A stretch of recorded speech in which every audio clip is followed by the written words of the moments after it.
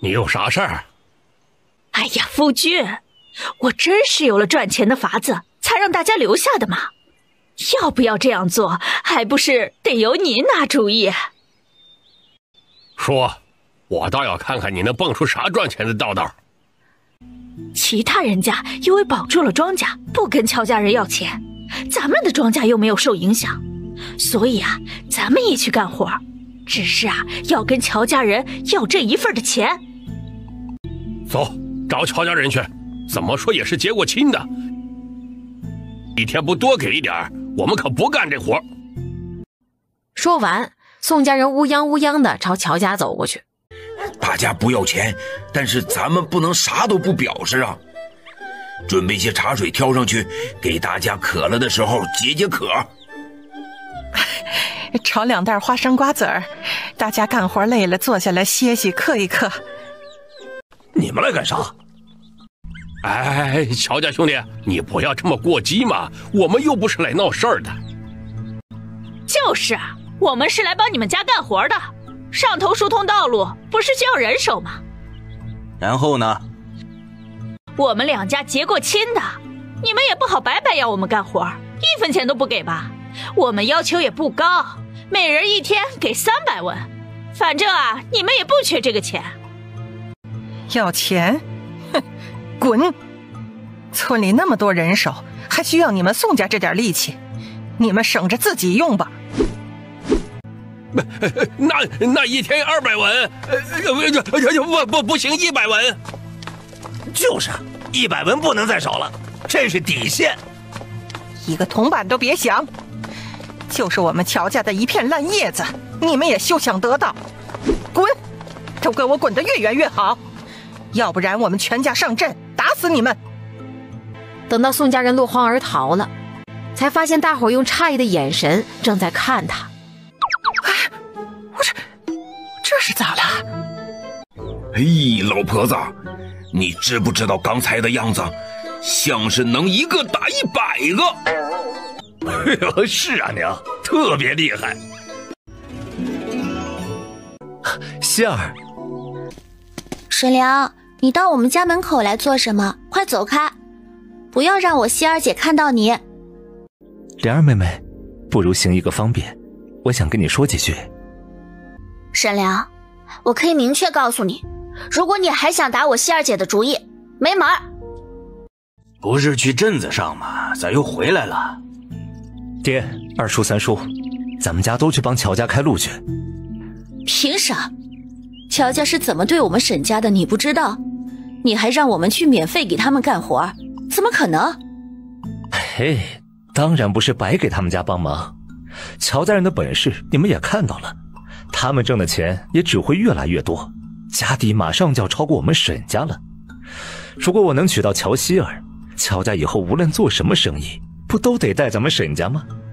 到时候咱们家还怕不能多置几处田产，多买几处县城镇上的房子出租吗？爹，过去的事情已经没法改变了，但是我们可以在将来连本带利的给捞回来呀。再说了，乔希儿嫁到我们沈家，我们想怎么对她都可以，又何尝不是解了心头之恨呢？正好他又见沈家人拿家伙事儿从下面上来。乔家大娘，你看我们这不是给你们去帮忙了吗？家伙都准备好了，绝不会给你们添麻烦。怎么的？不要工钱？是啊，乔大娘，我们知道你们忙着去县城运料盖房子，摆摊卖小吃，可这路通不了，你们着急着呢。都是一个村子里的，这乡里乡亲，我们也去出一份力，总不能村里人都出动了，我们在家里偷闲吧。乔家奶奶，过去我们两家发生了一些不愉快的事情，不过没关系，我们沈家已经不计较了，希望你们乔家也能放下，大家好好相处，往前看。怎么的？你们沈家不计较？哼，你们沈家宽宏大量了。你们作为错误的一方，有啥资格说这样的话？还大大方方要求我们乔家放下，本来就是你们背信弃义，说的我们乔家反而有错似的。哎呦，有意思啊！黄鼠狼给鸡拜年，没安好心啊！你们都不知错，又咋会真心悔改啊？要来帮我们乔家的忙，说没有啥心眼子，我还真就不信了。哎呀，弟妹，你这话说的好像我们有啥坏算计似的。你看我们也没有跟你们要工钱，就纯粹去帮个忙，你这样也太伤人了吧。走，都回去。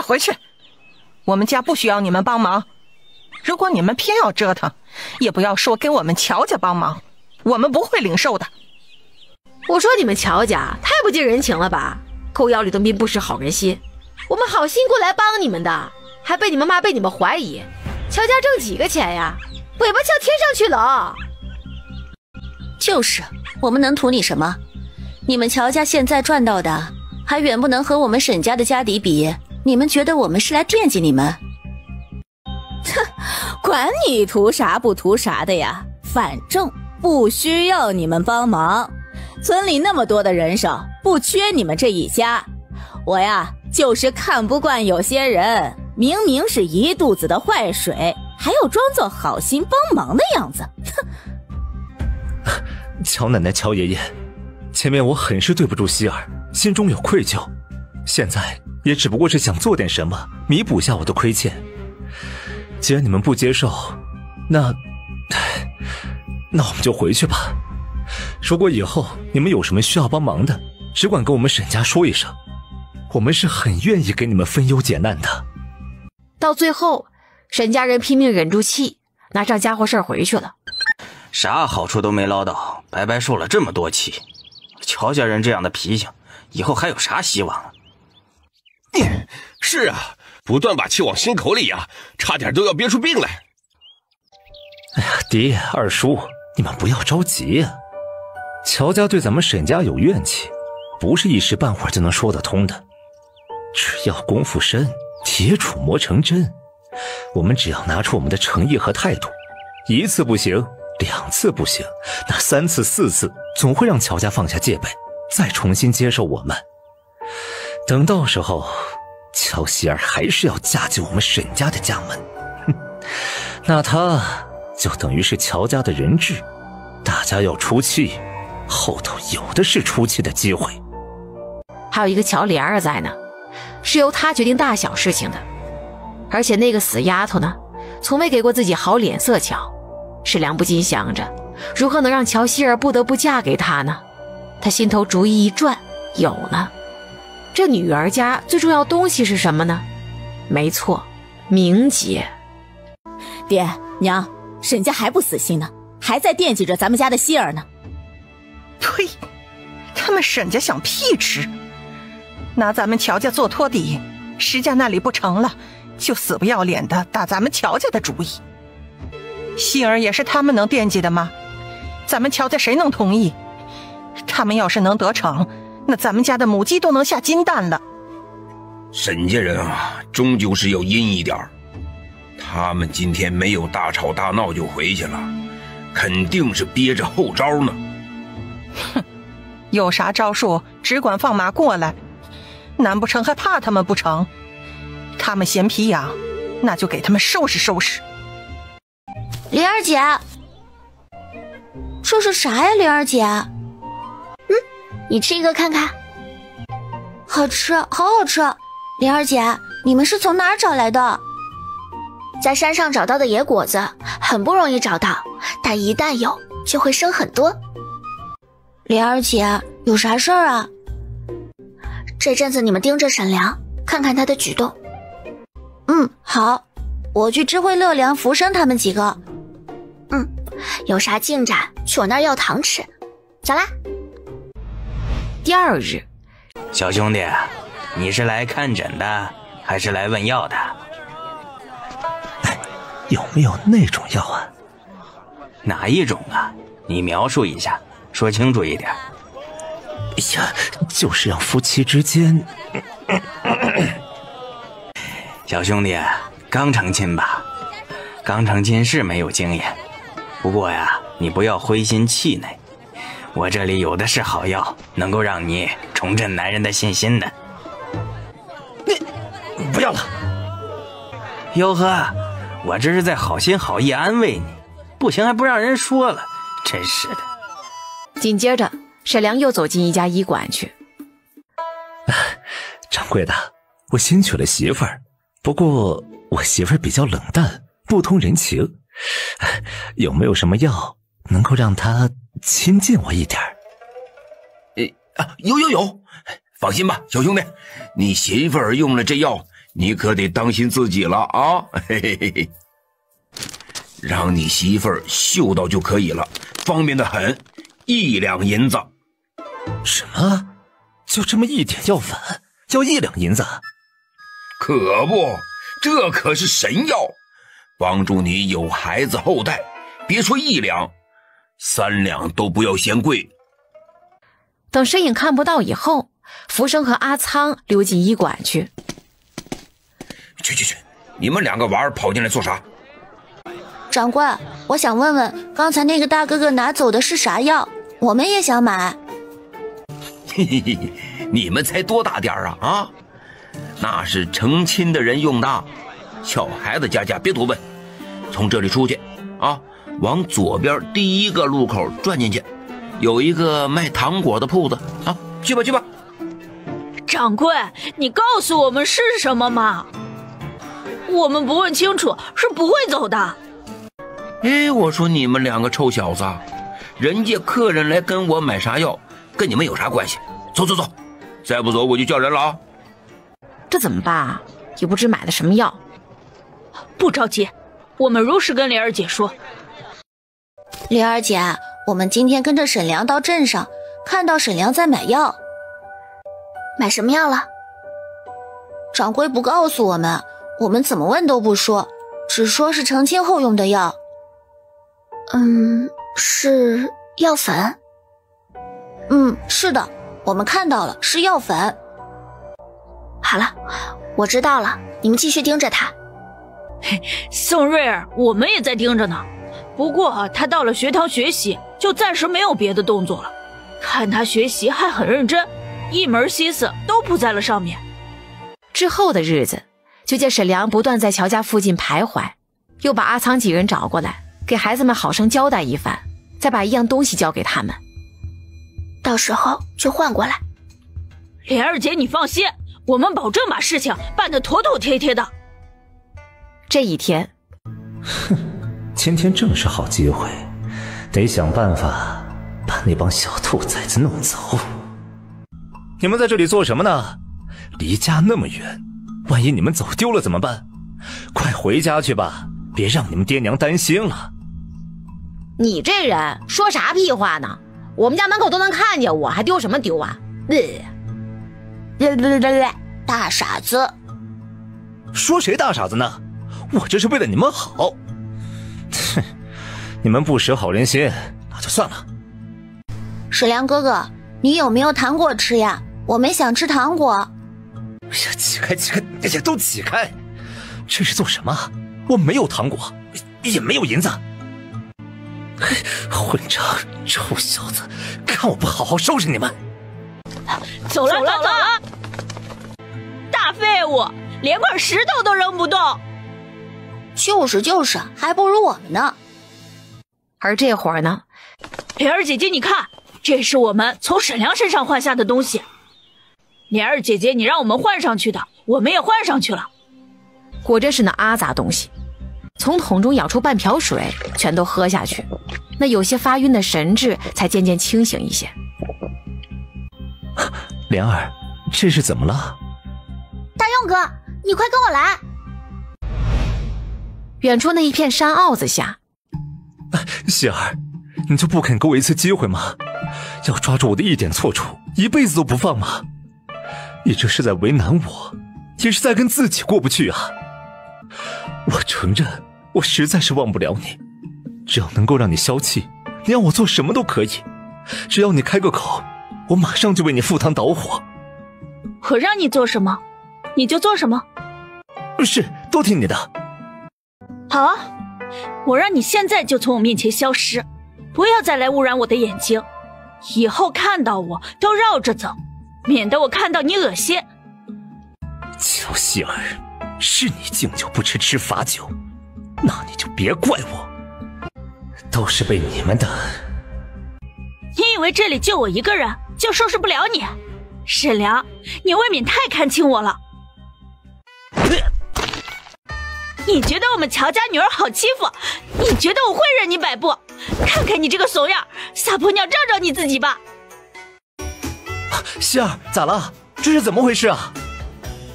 我没事呢，好好的。这是不是你去镇子上药店买的药粉？莲儿，这是什么药粉？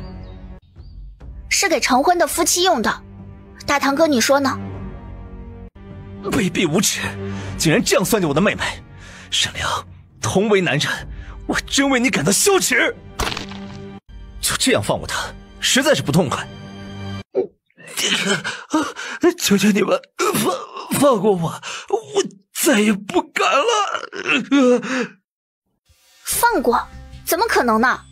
你敢做就要认罚，不让你好好长一长教训，还会有第二次、第三次。你们已经快把我打死了。放心，不会要你的命。大哥，咱把人换一个地方。好。乔莲儿吩咐大用把沈良放进猪圈里去，他捂住鼻子，随即把药粉敞开，就按在沈良口鼻上。宝贝，你过来，别跑啊！还得是莲儿有法子。他这也……快来人看看呀！李四家的猪遭殃了，沈良疯了！哎呀，世风日下呀，世风日下呀！哎呦，教养成这个样子，真是愧对列祖列宗啊！哎呦，我的天哪，这也是正常人能看的吗？哎，给我忘掉，回去洗洗眼睛。我的儿啊，好好的，这是发生啥事儿了？沈良以后要废了。他活该，敢算计咱们乔家的女儿，这就是他的下场，就让他活着比死还痛苦。哎，对了，莲儿，你是怎么知道沈良是要这样做，从而早有防备的？那天雨停了，沈良不是要去镇子上，他已经背上了书箱，可我又看到他回了院子。接下来的几天，他就在乔家附近徘徊。我担心他有所不轨，就让阿仓他们盯着他。结果看到他去镇子上买了那种药粉，我怀疑他要对希儿姐不利，就让阿仓把药粉给换过来。切，沈家真是狗急跳墙，想要重新提起那门亲事，不能如愿，就耍出这种下三滥的招数。儿啊，这是咋回事？是谁害的你？是不是乔家人？我在沈良的鼻孔里检查到了一种药粉，那是催药，夫妻之间用的。他正是吸入了这个，才会如此失态。是乔家那几个兔崽子，一定是他们买的药，买来害我儿子的。当家的，你这就去镇上问一问，找个掌柜的来作证。这下子乔家要被我们抓到把柄了。我这就去，大侄子、二侄子，你们跟我一起去。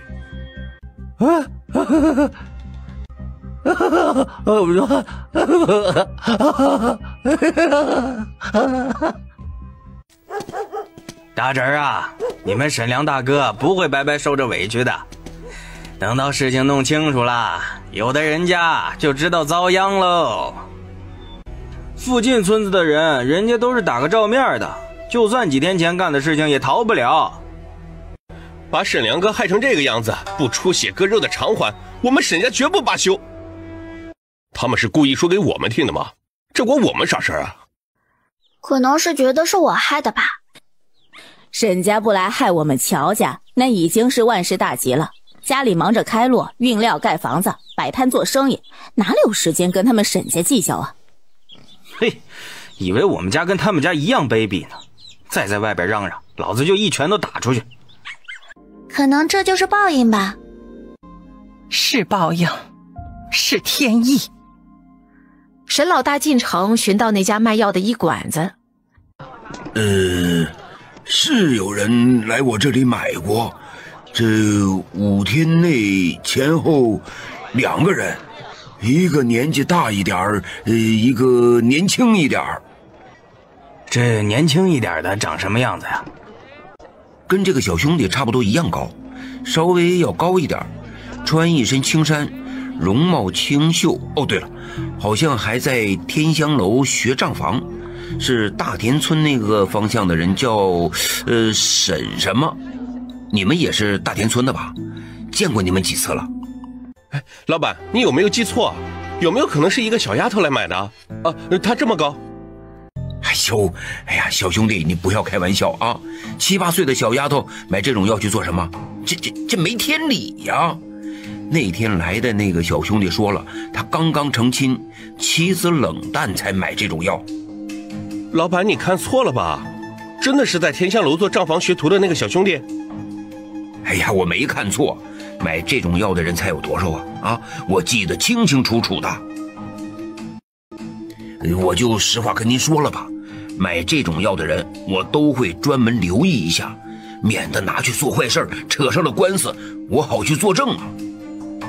我记得清清楚楚，人放在我面前，我马上就能认出来。是不是真的出啥事了？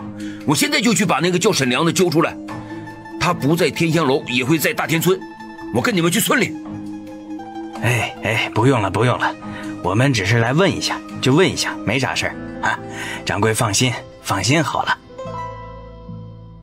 大伯父，会不会是大堂哥实在是耐不住，就忍不住拿着这种药去李四家猪圈了？再胡说八道，老子拔了你的舌头！开工13天以后，你们是宁县那边的官府让过来通路的。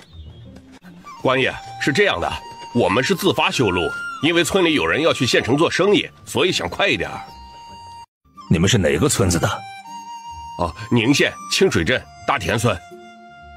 我记得这条路上前段时间有一个山匪窝子，也是被你们大田村的人给剿灭了。回官爷，正是。好，干得不错，真乃义士之村啊！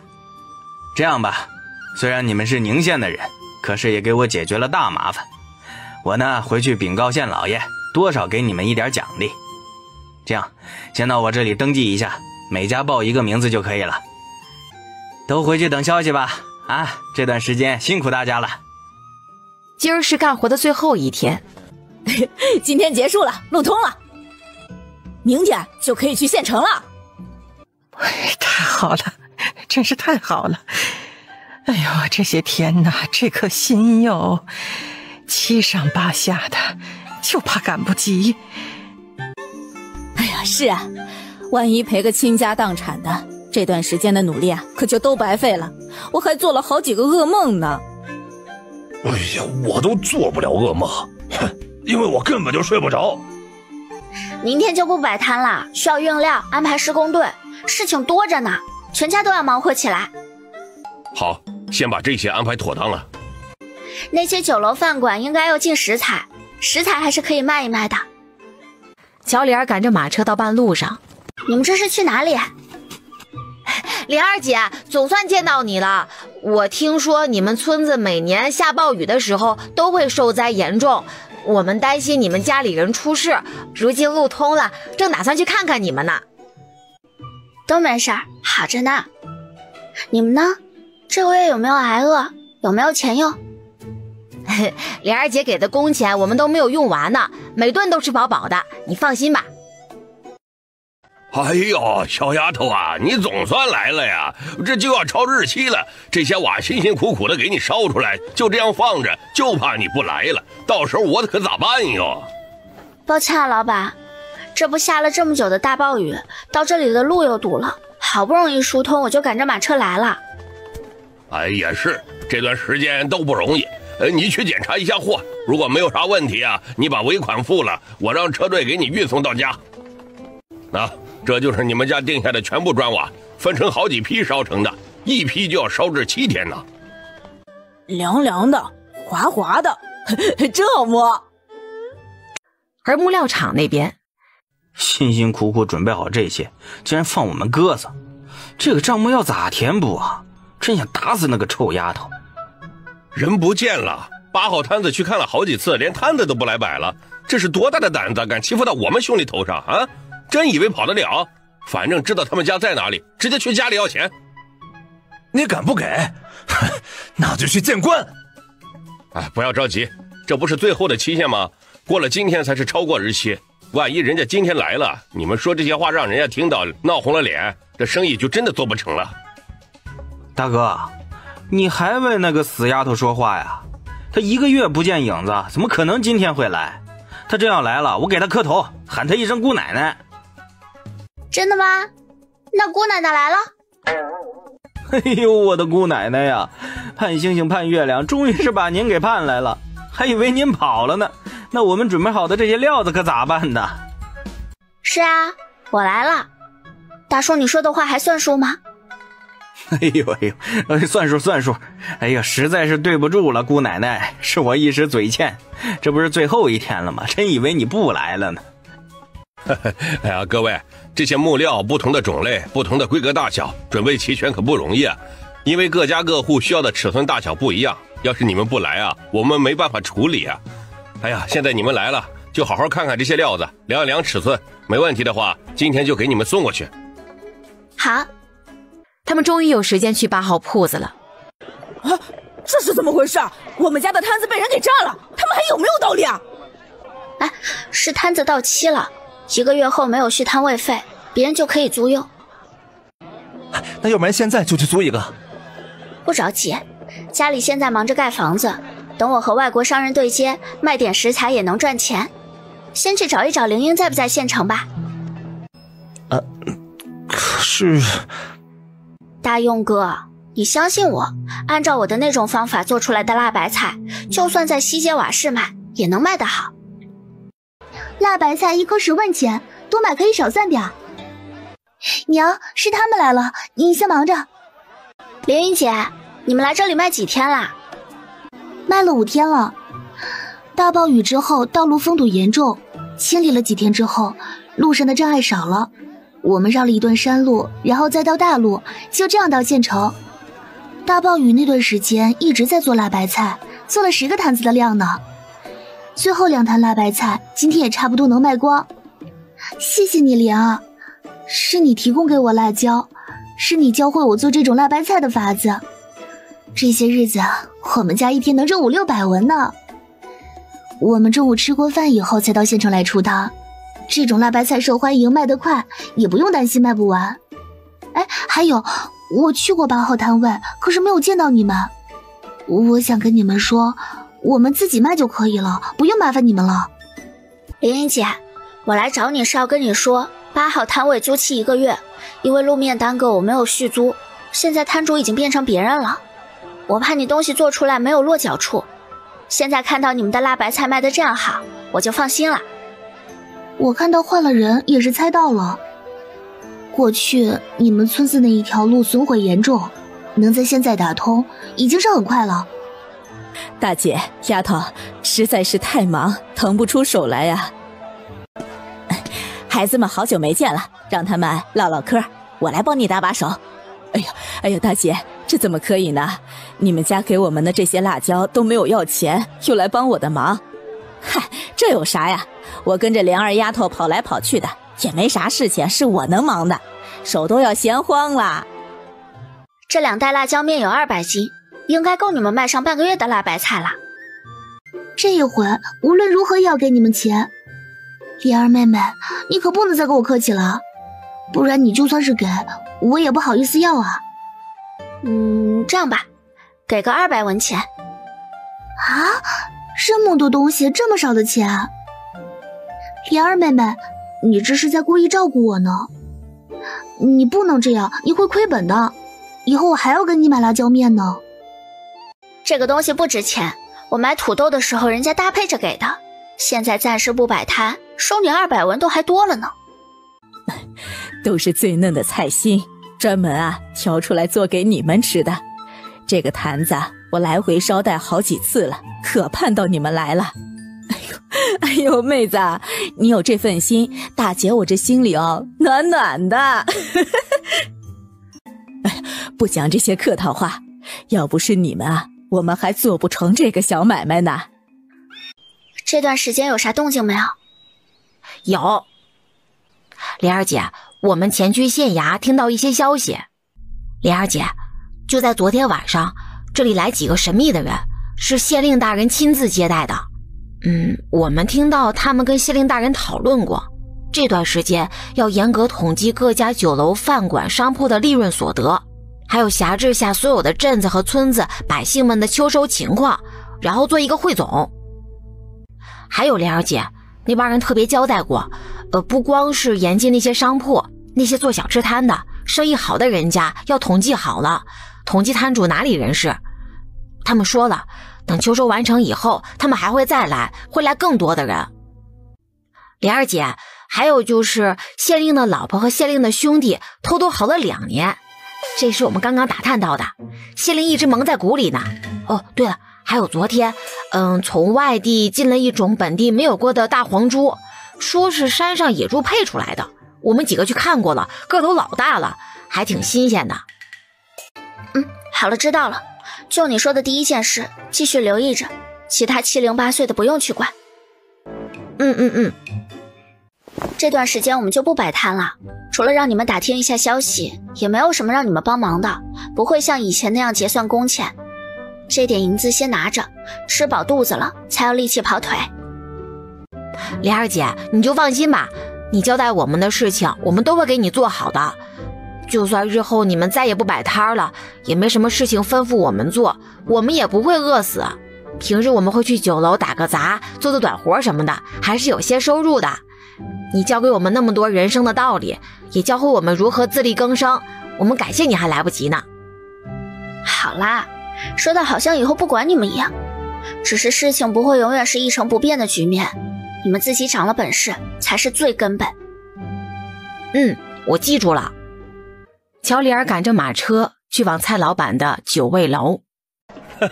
小丫头啊，哎呀，1个多月不见，刚才你兄长来卖食材，我还以为今天见不到你了。之前跟你买的食材啊，酒楼早就卖光了，我就寻思着，要是你还不出现，我就去你的村子找你了。我还给蔡老板带来了一种新的食材呢，还有一个一定会大卖的食方子。哦，是什么食材啊？这个东西做出来能好吃？这个叫番茄，自有搭配做法。我现在就做一道菜出来，不过我一弄食方就露馅了，蔡老板要先跟我把这个食方买下来。好，我信你。这个食方要多少钱呢？10两。哟，可是比前面的还要贵3倍呀。但是很快就能赚回来了。好，我答应你。蔡老板，请尝。的确值这个价。哎，这个可以放多久啊？放在地窖里可以放10天。至于价格，我就少要一点，1斤15文钱。好，这些番茄我全部都要了。还有土豆，你再给我来500斤吧。蔡老板，我想跟你商量个事儿。小丫头，你说吧。我听到一些风声，上面吩咐这里的官府检查酒楼铺子的经营情况，等需要的时候征发银两。这2天他们应该要行动了。小丫头，这可开不得玩笑啊，你可有依据？我没有开玩笑，我一直让人注意着的。咱们做生意的怎么能不小心一点？你们院子里了，都出去！小姑娘，你虽然年纪小，但却是个有主见的。你不可能只是为了告诉我这件事儿，你有你的想法和应对吧？我是为了我自己考虑。当然，如果蔡老板愿意跟我配合，到时候蔡老板也可以少出一点钱。好，你说，我听。蔡老板需要另做一个真实的账目，方便我们私下对照。卖给蔡老板的这些食材，在明面账面上都往跌了些，包括菜肴的价格。至于今天降价的原因，备注卖家从外国商人进货的成本降低。个中具体要怎么做，蔡老板应该比我清楚。从今天开始，到那些人走之前，我的食材就不卖给别人了，只卖给蔡老板。因为前面的账已经是板上钉钉的事情，一查就会有说不通的地方。好，乔姑娘，你信我，我也信你，我们就商定好一个价格，统一口径。他们大概还有多久来啊？秋收以后，大概1个来月。好，完全足够了。就怕过于紧急，许多事情准备不充分，到时候容易露馅儿。我3、5天来一次，到时候就在后院那一道门过秤吧，不然其他酒楼也要跟我买食材，价格不一致反而麻烦。乔姑娘你就放心吧，那些人不来还好，来的话也不致让我们的损失太大。你既然信我，那我们就是盟友，一道好好过这一关。等回到家中，亭子做成8角亭吧，这样容纳的人会多一些。好，决定好了就不改了啊。其他没问题了吧？没问题。回廊两边的柱子和栏杆、门扇都漆成朱草红，顶上用淡一点的墨青色，到时候我会安排好漆料。有啥事儿啊？大妹子，我知道你们2家有矛盾，前来打扰不好，可是啊，又不得不走这一趟。你就直接说吧。是这样的，沈良这伢子这阵子不是吃了吗？3魂6魄差不多都丢光了。沈家请我来呢，是让我给沈良喊魂。喊魂那关我们乔家啥事儿？这沈良丢魂啊，说到底也是因为对你们家希儿丫头的念想太多，求而不得才会癫狂，导致行为错乱。这喊魂呀，需要破除心结，要请希儿丫头到沈良跟前给她引魂，我才有把握把沈良的魂给喊回来。这救人一命胜造7级浮屠，就请你们乔家先放一放心结。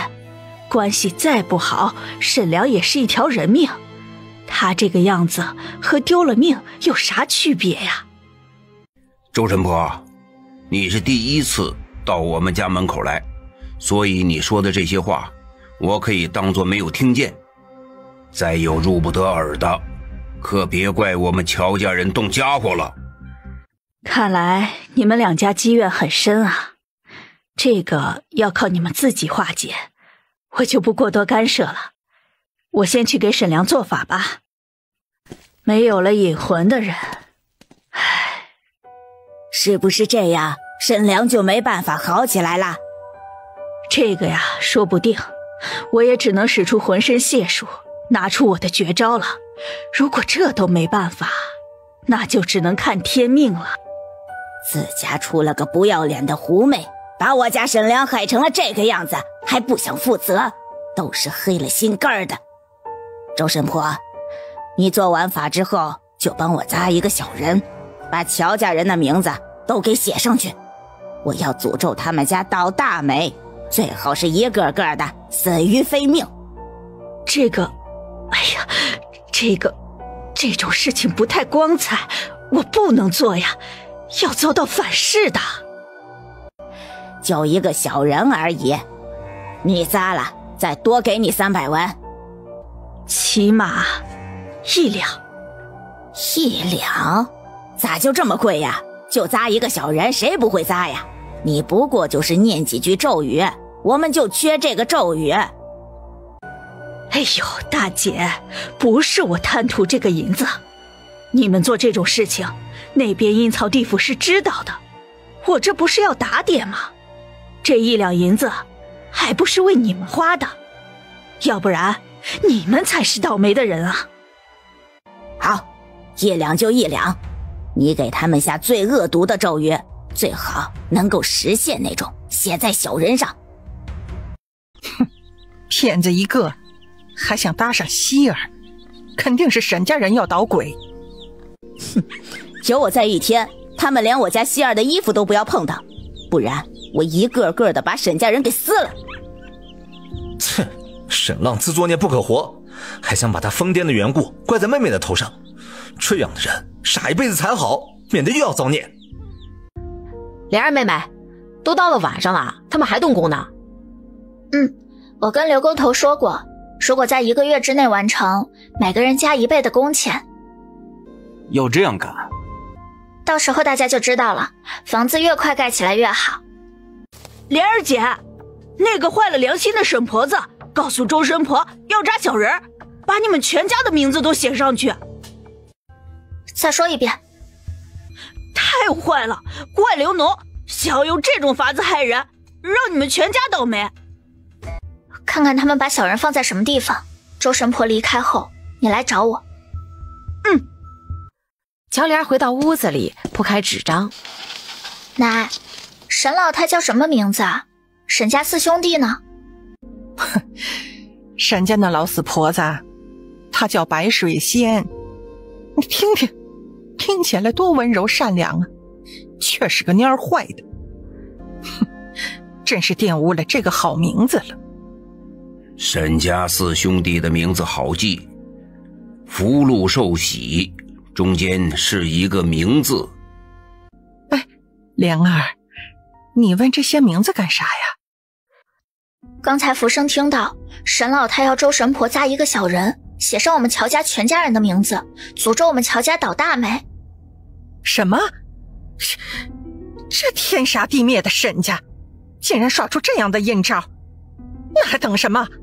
这就去找他们算账去。爷奶，我们要是去质问，他们肯定不承认，说不定还要反咬一口说我们污蔑他们，或者是小人栽了藏了起来，强行去搜就是私闯民宅，是犯法的。难道就这样放过他们了？扎小人诅咒人，没有比这个还要更歹毒的阴招了。所以我也把他们的名字写下来，再换到小人上去，诅咒到谁都不一定呢。是这个要咋换？我让福生去盯着呢，看他们把小人藏在什么地方，然后偷偷换掉。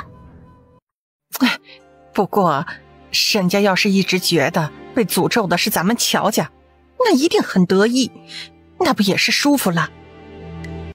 当然不会让他们高兴太久，找个合适的机会把这件事抖出来。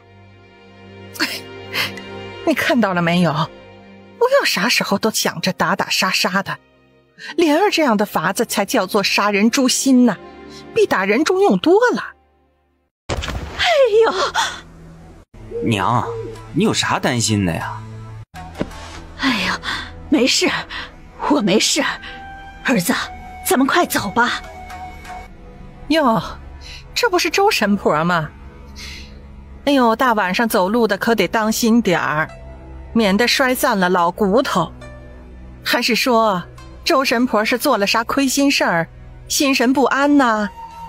我能做啥亏心事啊？给人喊魂，这是积德。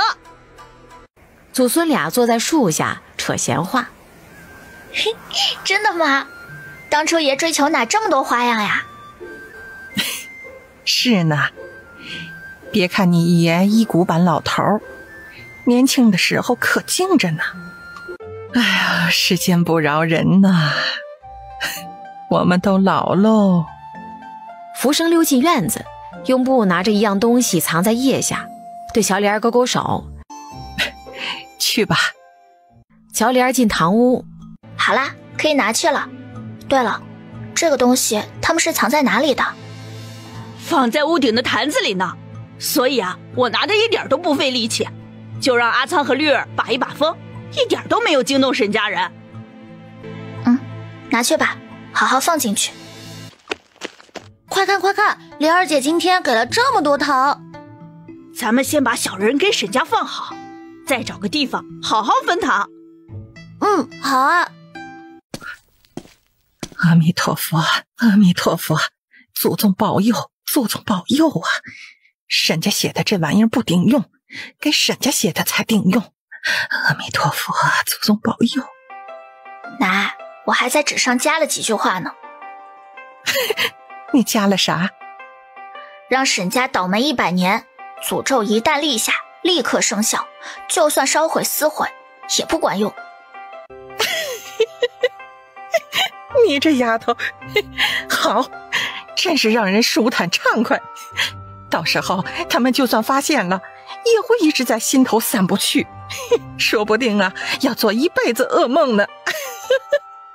清晨一大早，乔家大娘，你们家的谷子结得又饱满又密，怕是亩产能有个200来斤呢。以前只知道你们家受灾严重，原来不受灾的情况下能够结得这样好啊。是啊，村里家家户户亩产几乎就是150斤左右，180斤就顶了天了。你们这是从哪儿买的种啊？还能是去哪里买的种？还不是往年自家留的。就算去镇子上买种，也是跟大家买的一样的。快回去吧，时不时的去看一眼工地，有时候刘工头还要找你呢。奶，那我就先回家啦。哎呀，快去吧，万一工地那里耽搁了咋办？你们不知道吧？沈良之所以跑到猪圈里疯疯癫癫的想要跟母猪好，是因为到镇子上买了催药，也不知道是想要用到谁的身上，反正自己不小心用上了。这也太离谱了吧？是谁告诉你的？镇子上那卖催药的那家医馆的伙计传出来的。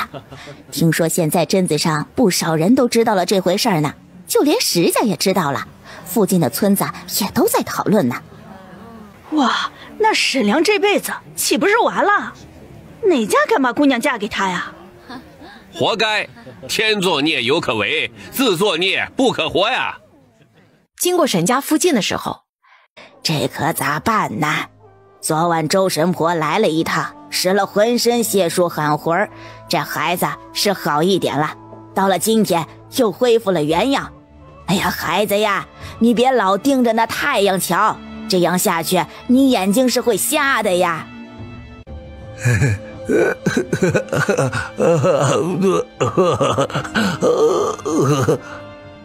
哎，都怪乔家人不做人呐！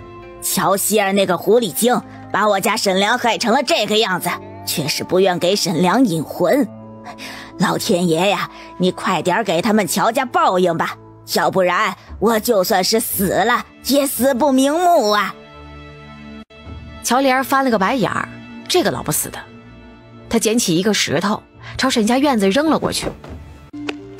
谁呀？是谁干的？有本事给我出来，看我不治死你！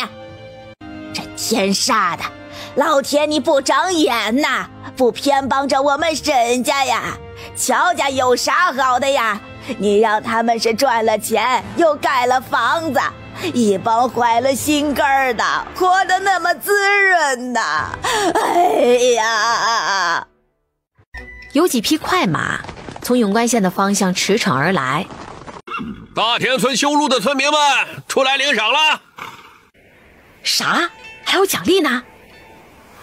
可是娘，我们一天都没有去路上干过活了。你傻呀你！你就说我们沈家去了1-2天，被人注意到，官府人又不在，你一口咬定了，他们能咋样？走，咱们宋家人也去领赏。好了，路碑我们已经送来了，你们自己立上吧，名字都记在上面了，念到名字的上前来领银子。是啥？还专门记了名字？咋了？你这臭小子，别耽搁我赚钱！爹，不要去，有这么多村民作证，又是官府的人来，怕是露馅了。就是我们家想要欺骗官府，说不定要把你带走呢。哼，怕啥呀？那么多人都在路上干活，难道每一张脸都打过账面啊？看看那箱子里装了这么多银子，发都发不完，不要的是傻子。大伯，你有胆量你去吧，就算我们没这个胆。哟呵，你这小子去了几天学堂就硬气起来了啊！说好了啊，我拿到的银子你们二房不要享受。我们不要。我去吧。滚开！我去，我是你大哥，你敢跟我抢，简直是目无尊长。嘿嘿，大哥，一开始本来是我要去的，这种事情就不劳您辛苦了。哎，这两兄弟在这里打什么呢？虽然宋家人很多行为都很奇葩，但是这还是第一次见到两兄弟打架。这是当众进行窝里斗啊！哎，你们这是在做什么呢？住手，停下来！怎么回事啊？你们两个咋就打起来了？官爷，我想跟您说，我们也到路上通路了，只是没记下我们的名字。我们是去了1、2天，村民们没有看到。哎呀，官爷，他们宋家根本就没有去通路，一刻都没去过呀，我们可以作证的。是啊，他们一开始就是坚决不去的。通路是乔家人组织的，他们还想跟乔家人要银子呢，乔家人没有答应，他们就1天不曾去过。没有干活就想拿银子，还骗到我的跟前来了，谁给你们的胆量？官爷，我们真的去了呀，是大家忙着干活没有注意到我们指天发誓真的去了。你们没看到就说我们宋家没有去，能不能别这么不讲道理啊？是谁不讲道理啦？你们明明就没有去，为了从官爷这里骗银子，偏要一口咬定自己去了。如果你们真的去了，会没有一户人家为你们说话，这里头还有你们的宗亲呢。敢当着老子的面撒谎，哼！官家的好处也是你们想薅就能薅的吗？把他们2个都给绑起来，送去挖山开路，半年后再放回来。哎呦，官老爷呀，他们俩是一时糊涂呀，你就放过他们吧啊！他们下次再也不敢了。你这个当娘的生而不养，看到他们坑蒙拐骗，居然也不出言制止，为老不尊。要不是看你年纪大了，也要把你一道带走的。抱歉，官爷，是我这个理政没有当好。以前也教导过宋家人，实在是他们屡教不改，我也是无能为力呀。有官爷管教，一定让他们好好长一长教训。不怪你，哪个村没有几个败类呢？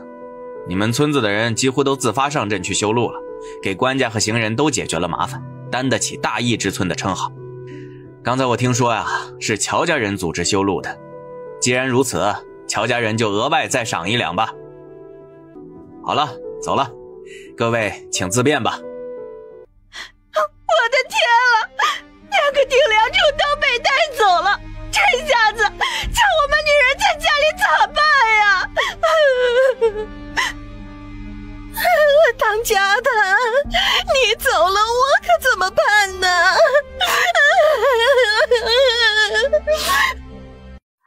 他也希望有乔家那般的家人，可谁让他姓宋呢？谁让他是宋老三的儿子呢？没事的，等他日后中了举人，宋家就有荣光了。如果亲爹还活着，也不会丢下这个家不管的。迈进门儿，这里就是乔家。是的，这是乔家，他们一家子都在。杨大哥、杨二哥，正好家里在吃饭呢，你们快请进来。给杨大哥、杨二哥备好碗筷，再把那一坛子阿婆青抱上来。好，既然有吃的，那我兄弟也不客气了。哎呀，这又下暴雨又堵路的，这1个月来大家可都好啊？都好，好着呢。路通了，一切又恢复正常了。杨大哥、杨二哥，你们呢？这段时间有没有在跑任务啊？哎呀，这大雨之后咱们越州南部的路面受损不轻，各大路段这2天才完全疏通。听说从永关县到你们村的这一段是最为严重的，我们还以为没有通路呢，本来就是过来碰碰运气，没想到却是一路的畅通无阻。要说任务呢，那当然是有的，不然来找你们干啥？就为了蹭你们一顿饭呀。是这样的，这一次负责的是押一批价值5万两的货，不仅仅是到边境，还要往东进入魁牛国，在魁牛国里再行进300里路才能到达目的地。魁牛国的这一段路呢，因为经常有商贸队伍经过，所以少不了生乱的匪贼之流。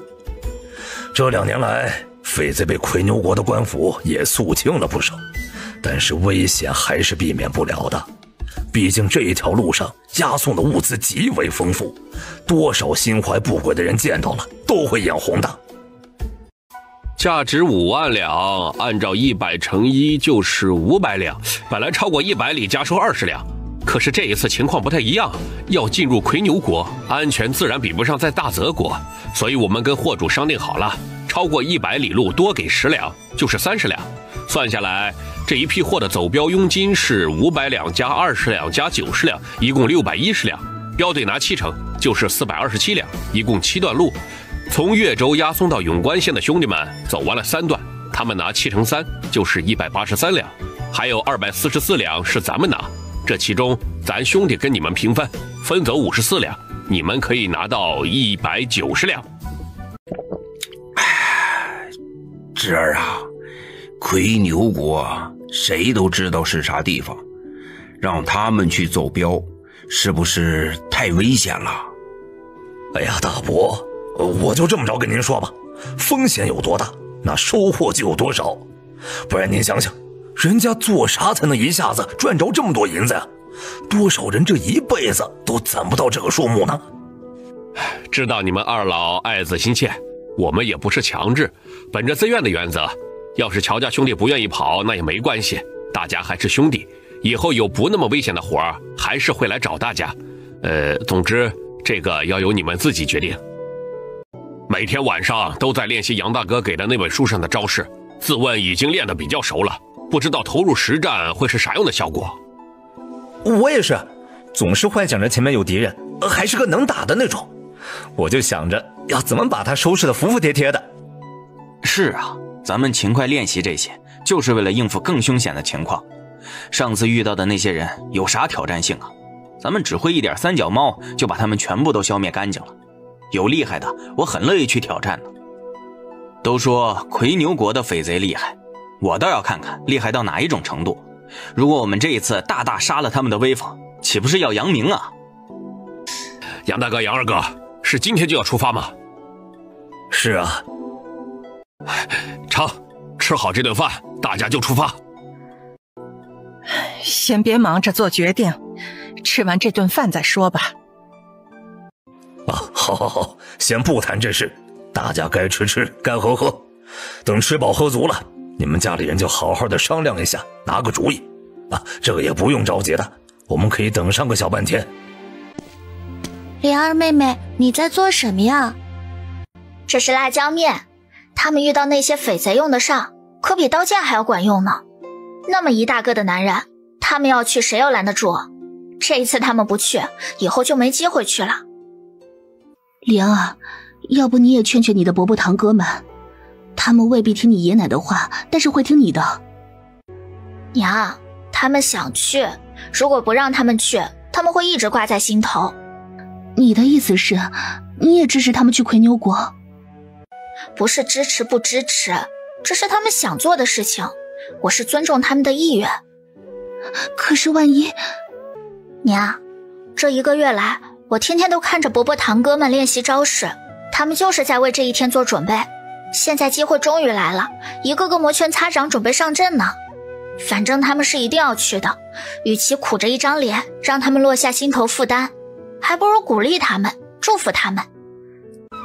嘿，你皮厚了是吧？毛长齐了是吧？骨头硬了是吧？还说要趁着我和你爷不注意偷偷走人，你倒是走一个给我看看，我先把你腿打瘸。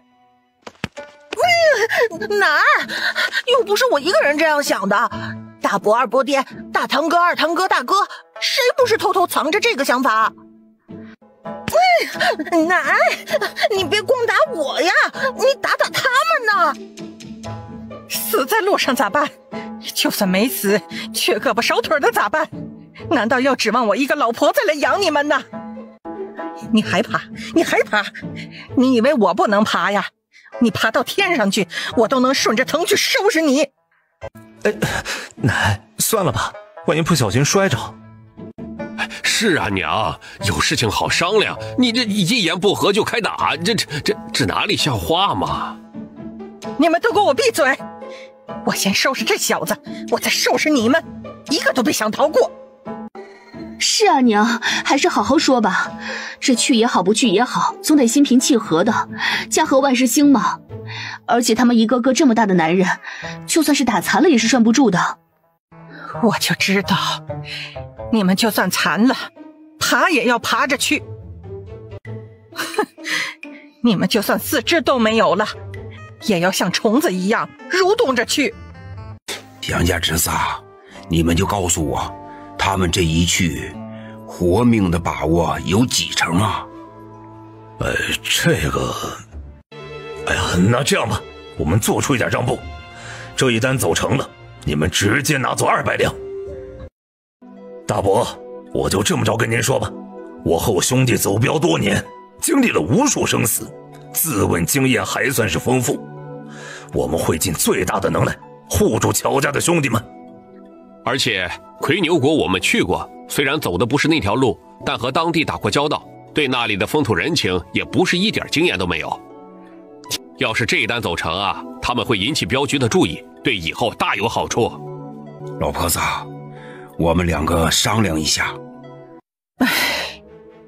真想把他们一个个的腿都敲断了，这样就不用去路上断了。反正要面对那些凶险的人，早断晚断，不如现在就断。而且男人好好待在家里就是了，要当顶梁柱，上山下地也是顶梁柱。都想当英雄，有几个人能成英雄的？老婆子，你这话不对啊，谁说男人好好待在家里就是了？外面有他们施展的天地，能够增长他们的本事，而且还能赚这么多银子，不比待在家里守着那几亩田地好啊？而且现在暂时不摆摊了，几天才去县城一次，他们一个个高大威猛，长手长脚的，放在家里岂不是浪费？老头子，你这是心动了，想让他们去走镖了？哎，不行啊，会有危险的。我这想着我就害怕呀，我们这把年纪可不经下呀。有啥害怕的啊？好男儿志在四方，让他们去闯，尽情的去闯，闯出个名堂来。不是不可以去，但是要保证全部都好好的回来。哪一个要是出了差错，其他的人我都要过问，要重罚。吃饭没筷子，吃菜不放油盐，家里的凳子都不准坐，睡觉睡在院子里，不，睡在猪圈里。爹，我保证，我作为家中长子，到了外面就是我最大，一定会护好家里人。我是孙子辈里边最大的，这几个弟弟就让我来保护，有啥危险我冲在前头。行了，啥冲不冲的，大也好小也好，家里都挂着，到时候打好配合，不要做莽夫。哦呦，小丫头，这玩意儿好使？这是蜡粉，飞到人的眼睛里就只顾着疼了。大家用的时候记住捂住口鼻，转开脸。哎呀，这玩意儿太辣了，比那些迷药还好用的。哦呦，有这么夸张吗，大哥？哎呦，辣死我了，辣死我了！水！哎呀！都说了辣了，你还不信？哎，小头，这是啥辣呀？你看看我们哥俩，刚才都快被辣成孙子了。这是一种品种叫做断魂辣的辣椒，比平时吃的要辣得多。好，断魂辣，用在那些魁牛国的匪贼身上，保管叫他们断了魂。孩子们，安安心心的去，心无杂念，把注意力都放在眼前的事情上，不要记挂家里。杨家侄儿，咱们乔家的这些儿子孙子就托给你们了，劳烦你们多教他们一点经验，让他们多长一点本事。乔大伯您放心，都是兄弟，这些孩子也是我们的孩子，但凡是我们身上有的能教的都毫不保留。大伯，你们等一等，如果有人问起，你们不要说是去走镖，只说去找短活做。大叔，还请你们也帮着隐瞒一下。啊，为啥呀，莲儿？财不露白，你们听我的。小丫头，也就放心吧，我们不说带你的伯伯堂哥们去走镖，就说带他们去干苦力。那就谢谢大叔啦。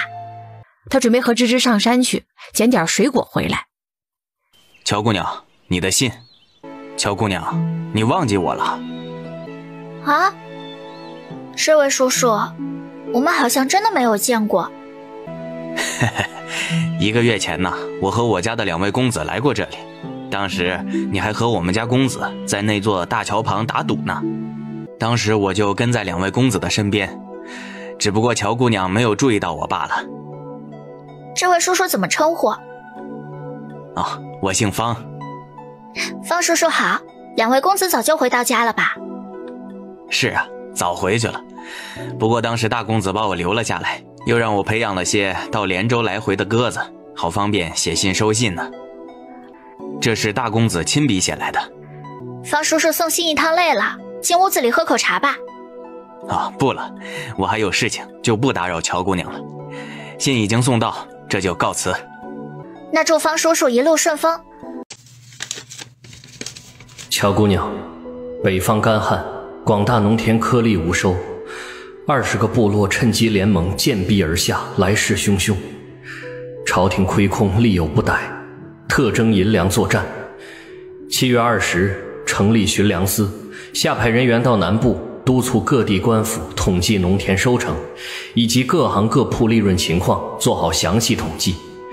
8月20巡粮司衙署下派人员出发各地，配合当地官府驻军征收银粮，初定征收标准，按时税务，无论人头、经营年数，都遵循此比例。天下不太平，望乔姑娘安好。希望气象清平之日，再与乔姑娘把酒言欢。乔莲盯着这封信看了好半天。莲儿，这样的日子太美好了，以前真是想都不敢想。是啊。莲儿妹妹，以后咱们不上山来了，你有时间自己赶着马车去运这些东西。好。乔老太跟老头找猪食马草去了。请问有人在家吗？星河大哥，你有什么事吗？你说吧，都是一个村里的，不用拘谨。希儿妹妹，我是想，你家里还有其他人在吗？都在下面的农田里，有的到山上去了。你跟我说也是一样的，需要我告诉爷奶，等他们回来我再转告他们。成吧，我跟你说，我想跟你们乔家借钱。啊？很抱歉啊，为了这种事情来打搅你们家，可我是实在走投无路了才来找你们的。前些天我娘死了，为了给我娘办葬礼，把积蓄全花光了，而我又要去参加院试，路途迢迢，距离这里几百里，住宿吃用路费一应开销都不少，手上的银子不够，家中亲戚无钱借我，只能来套扰一下同村了。日期越来越近，明天再不出发就要错过考试了，这3年来的准备就都要浪费了。你就说吧，要多少钱？只怕需要5两，毕竟时间紧急，耽搁不得。要是能借到，我现在就出发。你等一等，就不用麻烦爷奶了，我刚好有5两，到时候你还给我就是。谢谢你，希儿妹妹，等到时候我会连本带利的还给你的。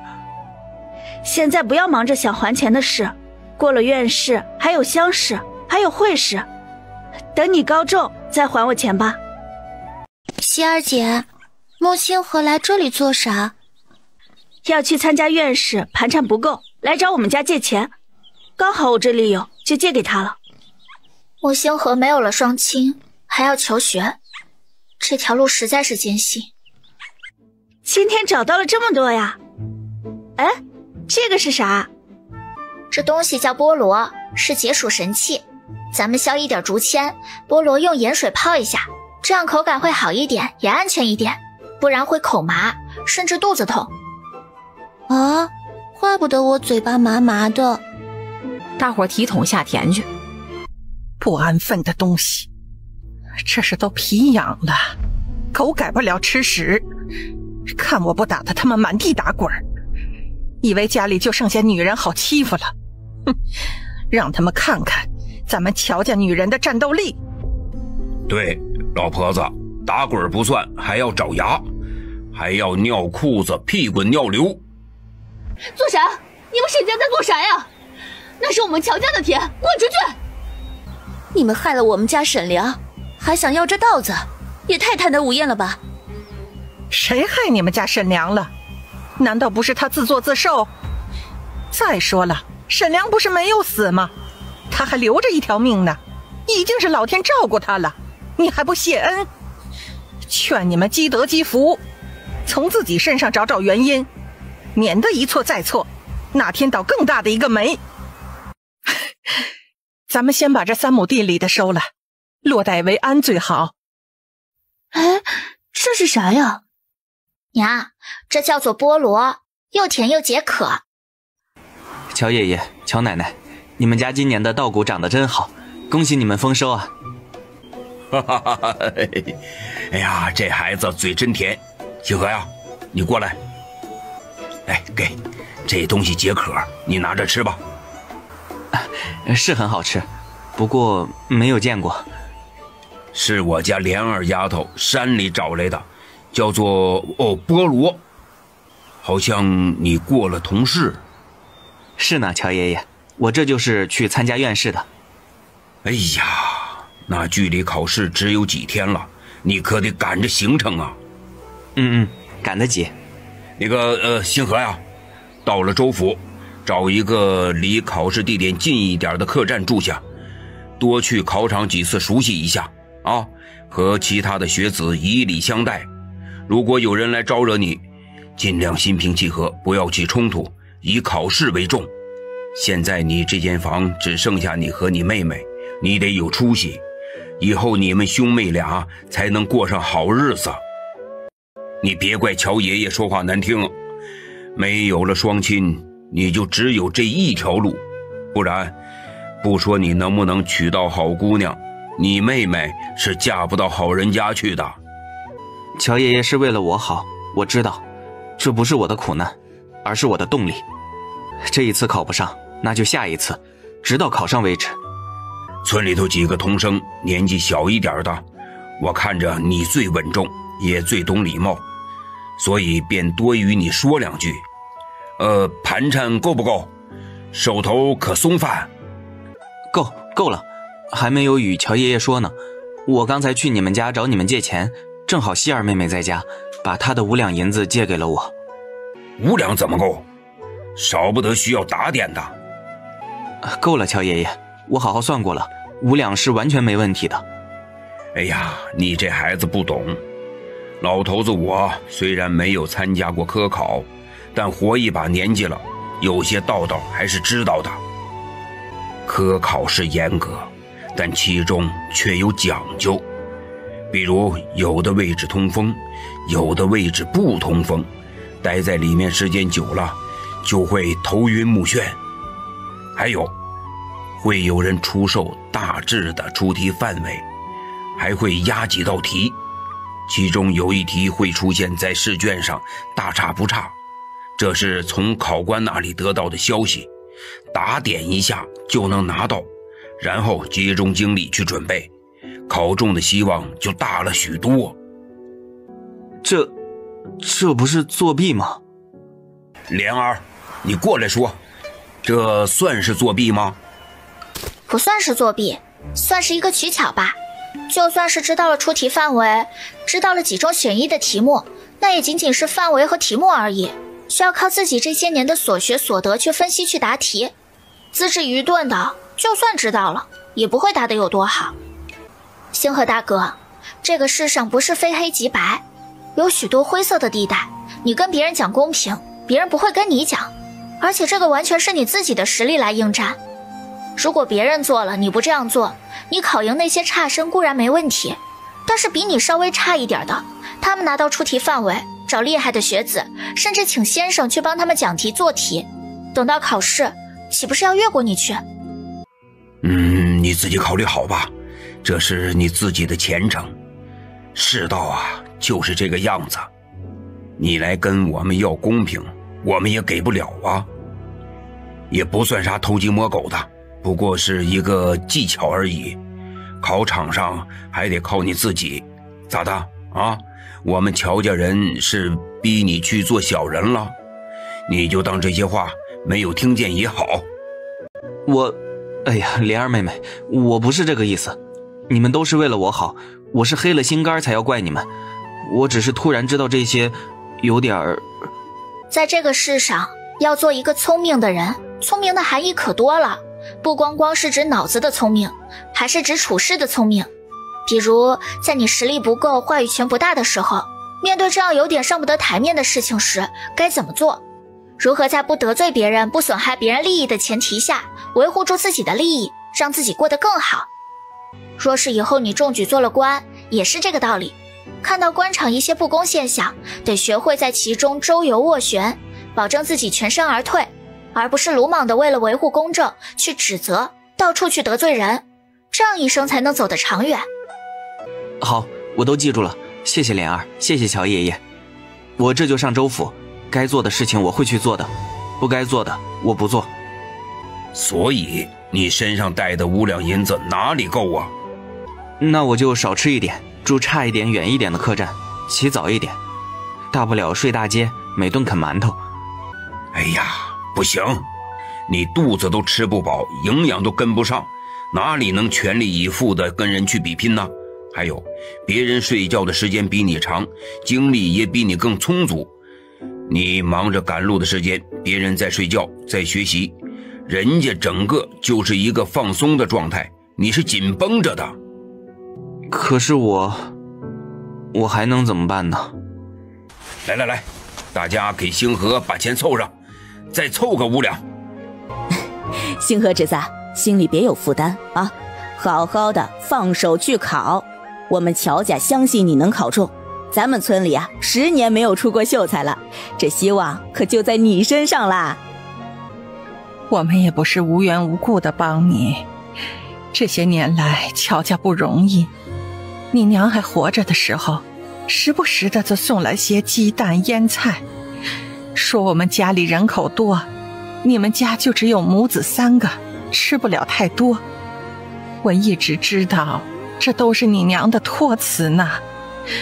你读书要用钱，那些东西卖了不是更好吗？却拿来给我们乔家送来了，有来有往。你娘这样厚道的做人，你现在需要帮助，我们也不能当作看不见呐。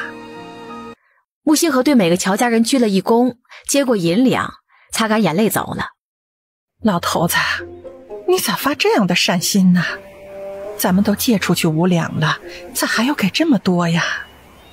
老婆子，你是不明白我的良苦用心呐。啥？你觉得穆星河和咱们家希儿配不配啊？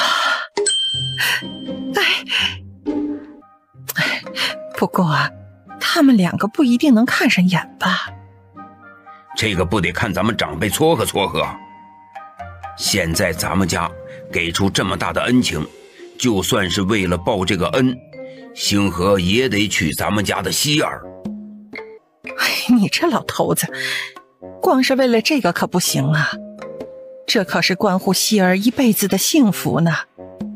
要他们2个人互相中意，这门亲事才能得圆满。要不然等着孩子考中了，拿着这份恩情要人家报答，反而显得咱们家势利眼似的。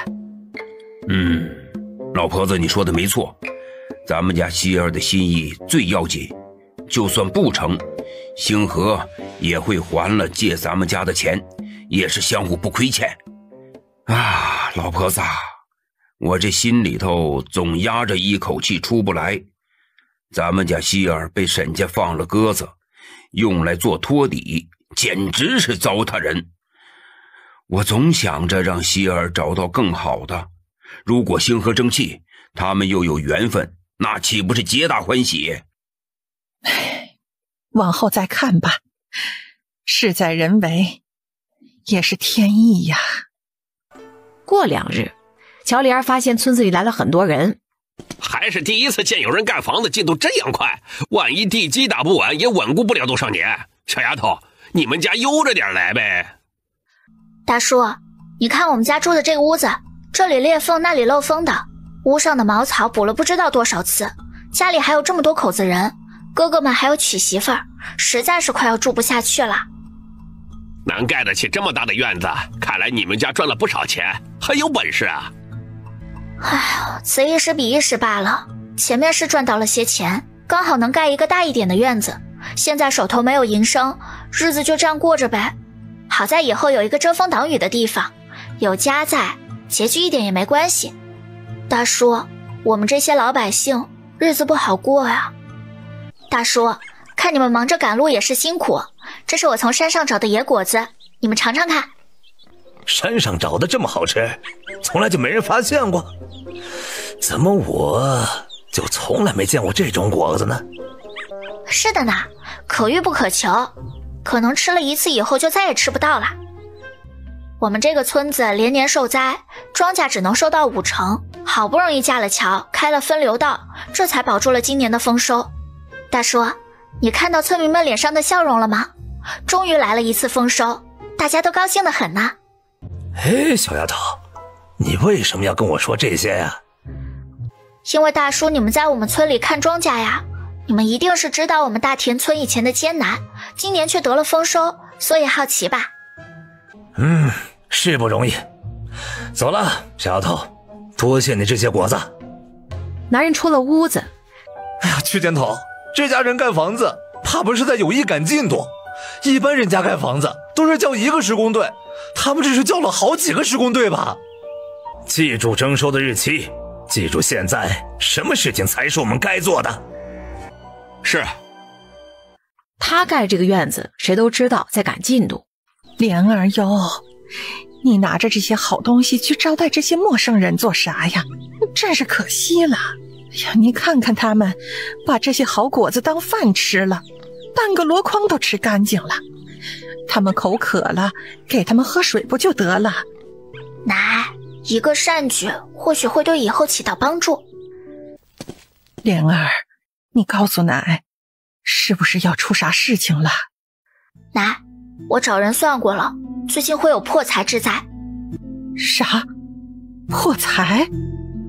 算命的说了，有人盯上了咱们家的财产，以后不可以在这方面过于显露，赚钱也要偷偷的赚，低调着赚，等过了这段时间再说。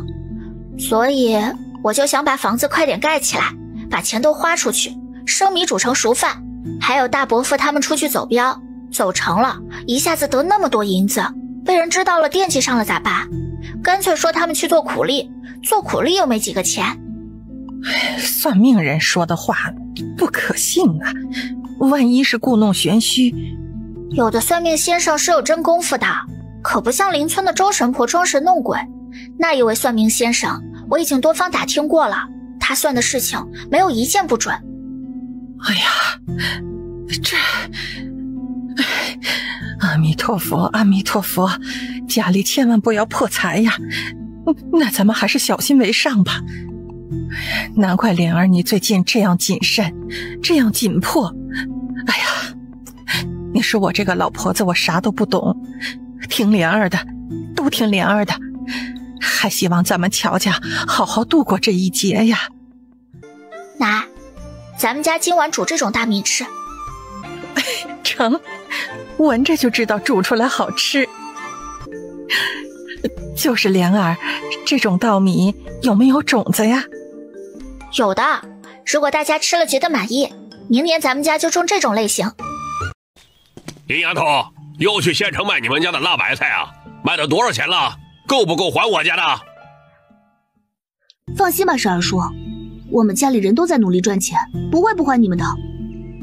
50两呢，就光你们卖这点白菜，就你爹做那点手工活，就说3个月，怕是3年都还不起。到时候你们家还不是要乖乖的接受这个赔偿条件？不可能的，我们家一定会凑够钱，就算卖不够也要凑够。对，我们家一定能凑够钱，不可能让你们得逞的。哟，你这臭小子，毛都还没长全呢，不知道大人赚钱有多难，就大放厥词。谁敢借那么多钱给你们？你们要还到啥时候去啊？现在你们家那些亲戚都还躲着你们呢，就好像你们是瘟疫一样，对你们可是避之不及，可不是防着你们借钱吗？哼，我看到时候呀，你们家亲戚都得赶紧把门给关上，与其到时候你们满村里丢脸，还不如就答应下来，省得那么多麻烦。就当是我们家花了50两娶你过门，这10里8村的，有哪个姑娘像你的彩礼这么多的？说出去也是长脸了。我是不可能答应的，我家里人也不可能答应。12叔13说，时间还没有到，我们家里人还在筹钱，希望这些话你们不要再说了。我相信天无绝人之路。爹，殷丫头不愿嫁给我，坏。丫头，你不要敬酒不吃吃罚酒，你快点头答应下来，两家把亲事办了，我们家心落了，你们家也不用那么辛苦。二叔家家境不差的，有哪里亏欠你的？你真香哥傻是傻了一点，但傻人有傻福，你跟着他这辈子都不会吃亏的。是，殷丫头快答应，我要和殷丫头成亲，我要和殷丫头生孩子。见有马车驶过来，抬头一看，就看见乔莲儿。咦，喂，丫头，我们也要去县城，我们还没上马车呢。啊，你们等下一辆吧。哟，这还不在我们呢，这是我们啥仇啥怨呢？二哥，咱们认识这丫头吗？不认识，就2个女娃子去县城，可能不放心男人上车吧。爹，我要娶殷丫头，我要娶殷丫头嘛！放心，这个数目他们家不可能凑够的，到时候还不得乖乖把殷丫头嫁给你。我要和殷丫头生孩子，我要和殷丫头生孩子。谢谢你了，梨儿妹妹，好在遇到你们。顺便搭你们一程而已，你要是给我钱，我真成赶马车的了。梨儿妹妹，刚才我什么都没有看到，我也不会跟家里人说，你的事情你解决好。谢谢你，梨儿妹妹，我们家里的确有这个麻烦，但是我们会解决好的。莲儿，你们在家里都还好吧？都好着呢，我大堂哥出去干活了，要1周才能回来。啊？去哪儿干活了？离这里有点远，但再过5、6天就回家了。那不止他一个吧？是呢，家里去了好几个人。希望他们都平平安安的。摊子一摆到货架子上，我要2个辣白菜。我要3个。玲玲姐姐，我们也要去买东西了，你们在这里忙着。成，你们什么时候回去啊？用不了多久，要回去的时候我们来捎你们一程。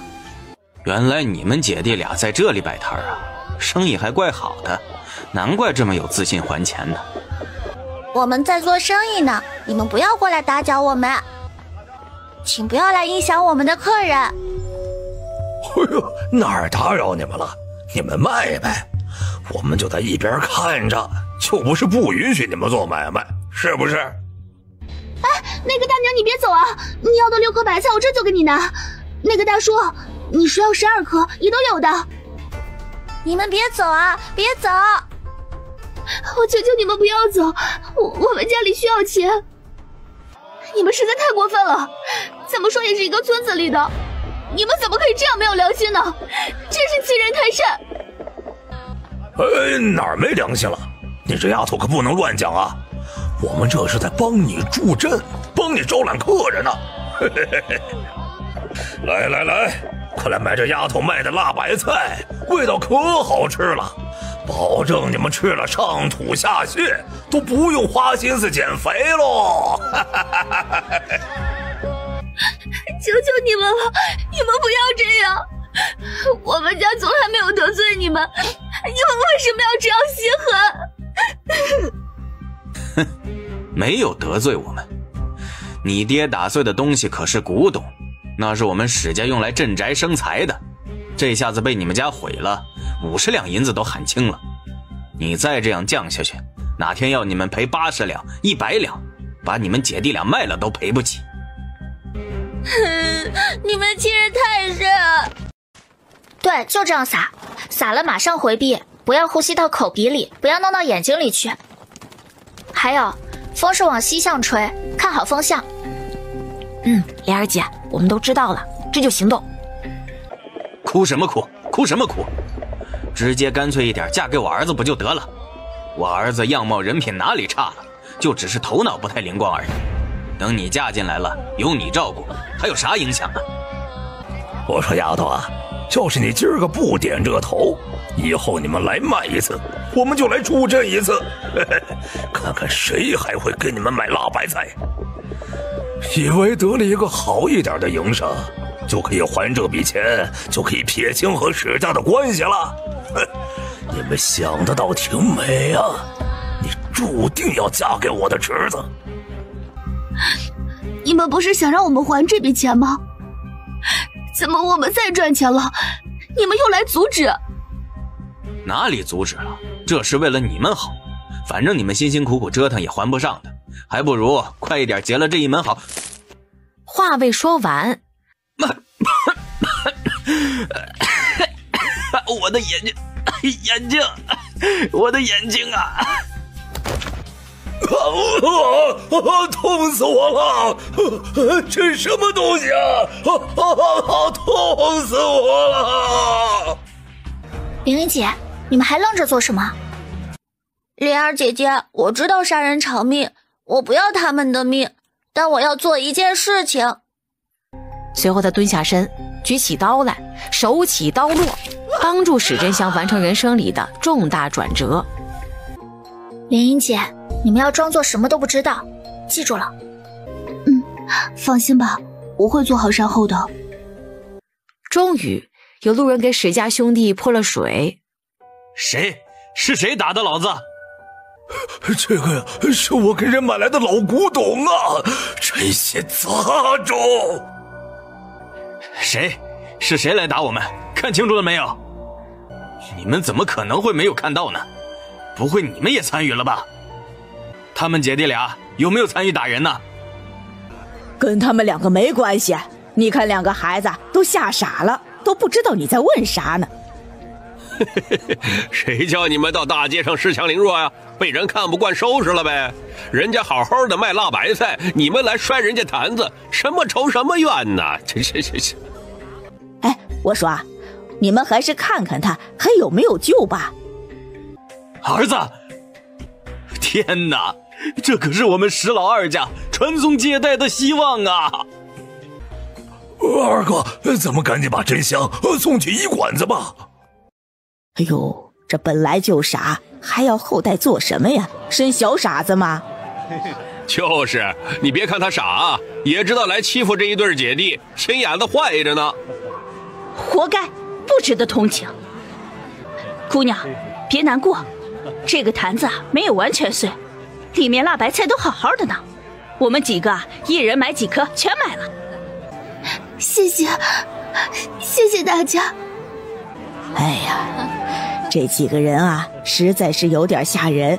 他们前面就是故意要赶客，大家多一事不如少一事，也不好跟你们买辣白菜。现在他们被收拾了，大快人心。这样的街霸要是不给点教训啊，怕是还要去扰乱别人的摊子呢。是啊，咱们这些穷老百姓租不起热闹大街的摊子，只能到西街瓦市来卖东西，还要被人捣乱，谁都看不过去。他赶着马车重新过来。玲玲姐，本来我想着是你们家事，就算听到一些啥也当作没听到，可是看到史家人这个样子，我想他们家后面也是要继续缠着你们的。你愿意把事情告诉我吗？我爹是一个木匠，2个月前史老二家的神龛坏了，让我爹去给他家修，我爹修着的时候，没有注意到石老二把一件瓷器放在神龛上，他横毛笋的动静让瓷器摔落下来摔坏了。石家人说，这个瓷器是个古董，是高人那里求来的，是开过光的，用来镇宅求财，最少值50两银子。可是我们家哪有那么多钱啊？石家人就要求5个月之内还不上，就要让我嫁给史真香。现在还剩下3个月，家里可以挣钱了，没想到他们却来捣乱。既然是价值50两的瓷器，神龛有人在动工，还偏要放上去，故意的吧？谁知道呢？不管怎么样，的确是我爹碰落下来的，责任在他的身上。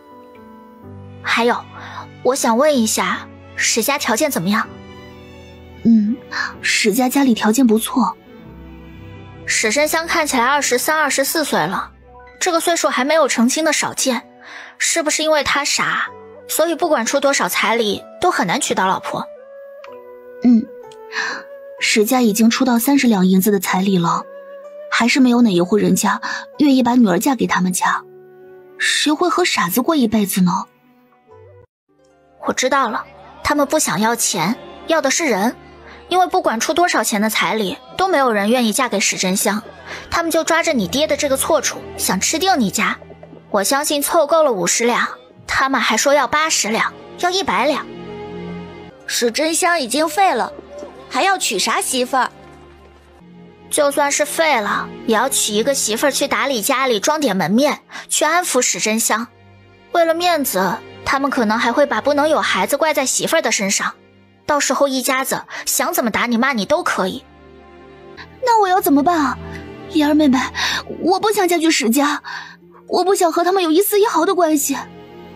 那个瓷器未必值得了这么多钱，真要这么值钱的话，他们是舍不得打碎的，这是在故意给你爹下套呢。这史家人可真狠毒，简直不是人，见所未见，闻所未闻。莲儿妹妹，我知道你是一个有主意的，你快告诉我们应该怎么做，我都听你的。不一会儿，他把姐弟2人带去一家比较僻静的茶馆。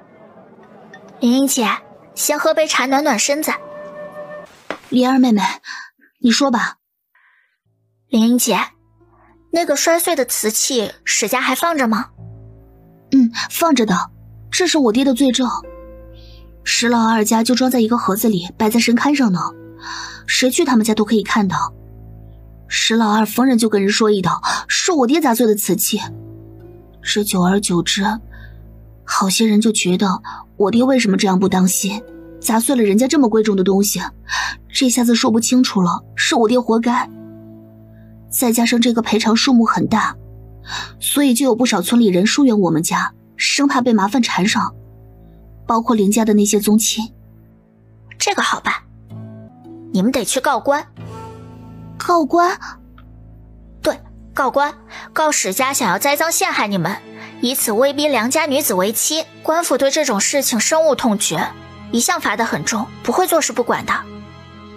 但是你们要直接去跟史家说走官府，史家肯定不同意，还会把证据藏匿起来，甚至损毁掉，然后空口白牙说一个价，到时候反而讲不清楚。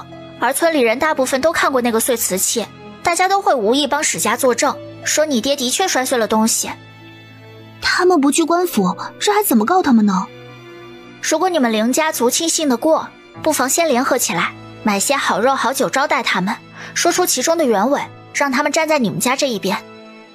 大伯、三伯、四叔他们是不错的，原本大家也处得还算是融洽，就是50两银子太多了，分开一家一家借，一家也要借10几两，他们怕也是情有可原的，所以才对我们家疏远，又怪我爹不长眼睛。如果我爹小心一点，大家就不会这样尴尬了。然后呢？然后你们就冲进去史家，把神龛上的那个盒子抱走，抢到官府来，说是史家栽赃你们的罪证，要衙门给一个公道。官府传唤，史家不敢不到。为了证明瓷器的价值，官府会请专门的人来勘验，真要值50两银子，要么出自名家之手，要么至少有200-300年的历史，背后还会有一些典故渊源。我相信瓷器9成9是假的，但万一真的值点钱，鉴定人会鉴定出价值多少，你们照价赔偿就是了。如果史家还想拿亲事来纠缠，你们就说史真香已经被人废了，这辈子不能人道。史家不承认，官府会让人检查，到时候丢的是史家人的脸，只怕整个县城还有凌家村附近的10里8村都要传遍，史家沦为笑柄。这个要交给你们自己去做，记住，一步一步都不能出错。好。玲玲姐，冒昧问一句，你们手上有多少银子？家里面原本有3两，辣白菜卖了10天，每天大概有600文，现在有9两。够了，这些天就好好招待你们家的那些亲戚吧，凝聚力越强越好，团结就是力量。还有玲玲姐，外姓人敢这样对林老三家的姑娘，说不定就是看不起林家人。如果这一次你们认栽了，肯定还会有别的林家姑娘被人惦记，被人这样轻贱算计。别人怎么看你们林家姑娘，怎么看你们林家人，就盯着这一次呢。先是离得近的亲戚，不然你们招待不过来，然后由亲戚带动宗亲族亲。莲儿，你帮我这么大一个忙，我还不知道该怎么感谢你才好。成了再说吧，主要还是靠你们自己，我只是出个主意。而且要是知道你陷入这样的困境，我大用哥不得担心的要死呀。他现在在外头，我就先给他把这个麻烦解决了呗。那你家里人会喜欢我吗？喜欢，老的大的小的全部中意你，欢迎你。等到这件事情解决了，你身上没有啥纷扰，我们家的房子也盖起来，就可以做进一步的安排了。随后去往9味楼的后门。今天最后几十斤土豆和番茄也卖光了，我还琢磨着乔姑娘你什么时候来呢？要是今天不见你的人呢，这些食材就要断供了。我至少5天会来一次，这段时间都是这样的。蔡老板，准备的怎么样了？乔姑娘，你说的没错，就在昨天，那些人就到了我的酒楼，又是看账本又是记录的，幸好备了另一本账本。我把前面几年的账重新做了一遍，还专门把账本做旧，保管看不出痕迹来。不过乔姑娘你放心，你那些食材的价格前面是多少就是多少，这些都没有变，不会影响到你。有没有辣椒卖啊？干的来300斤，鲜的来200斤。在我们家吃饭的客人习惯了有辣味，这几天没有辣椒，他们还有点不适应呢。有的，蔡老板你等一等。今日任务完成了，乔丽儿转身去看看阿大几人。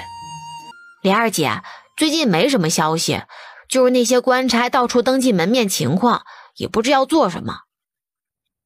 知道了，我有一件事情交给你们去做。你快吩咐吧，我们有活干了。我要你们到处去传一个消息，说凌家村村霸史家儿子是个傻子，娶不到媳妇儿，就想要强占民女，故意拿一个不值钱的瓷器给姑娘家的父亲下套，又狮子大开口，勒索50-60两银子，还不上就要那家人把姑娘给嫁过去，弄得姑娘家日子不得安生。太过分了，这不是畜生行径吗？我们几个这就去把那家人好好收拾一顿。没错。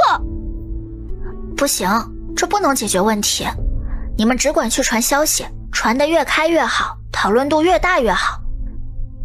还有你们注意观察着，如果看到那俩姐弟和家人来告官，你们就带个头，带着大家一起去公堂外助阵，反正就在这几天。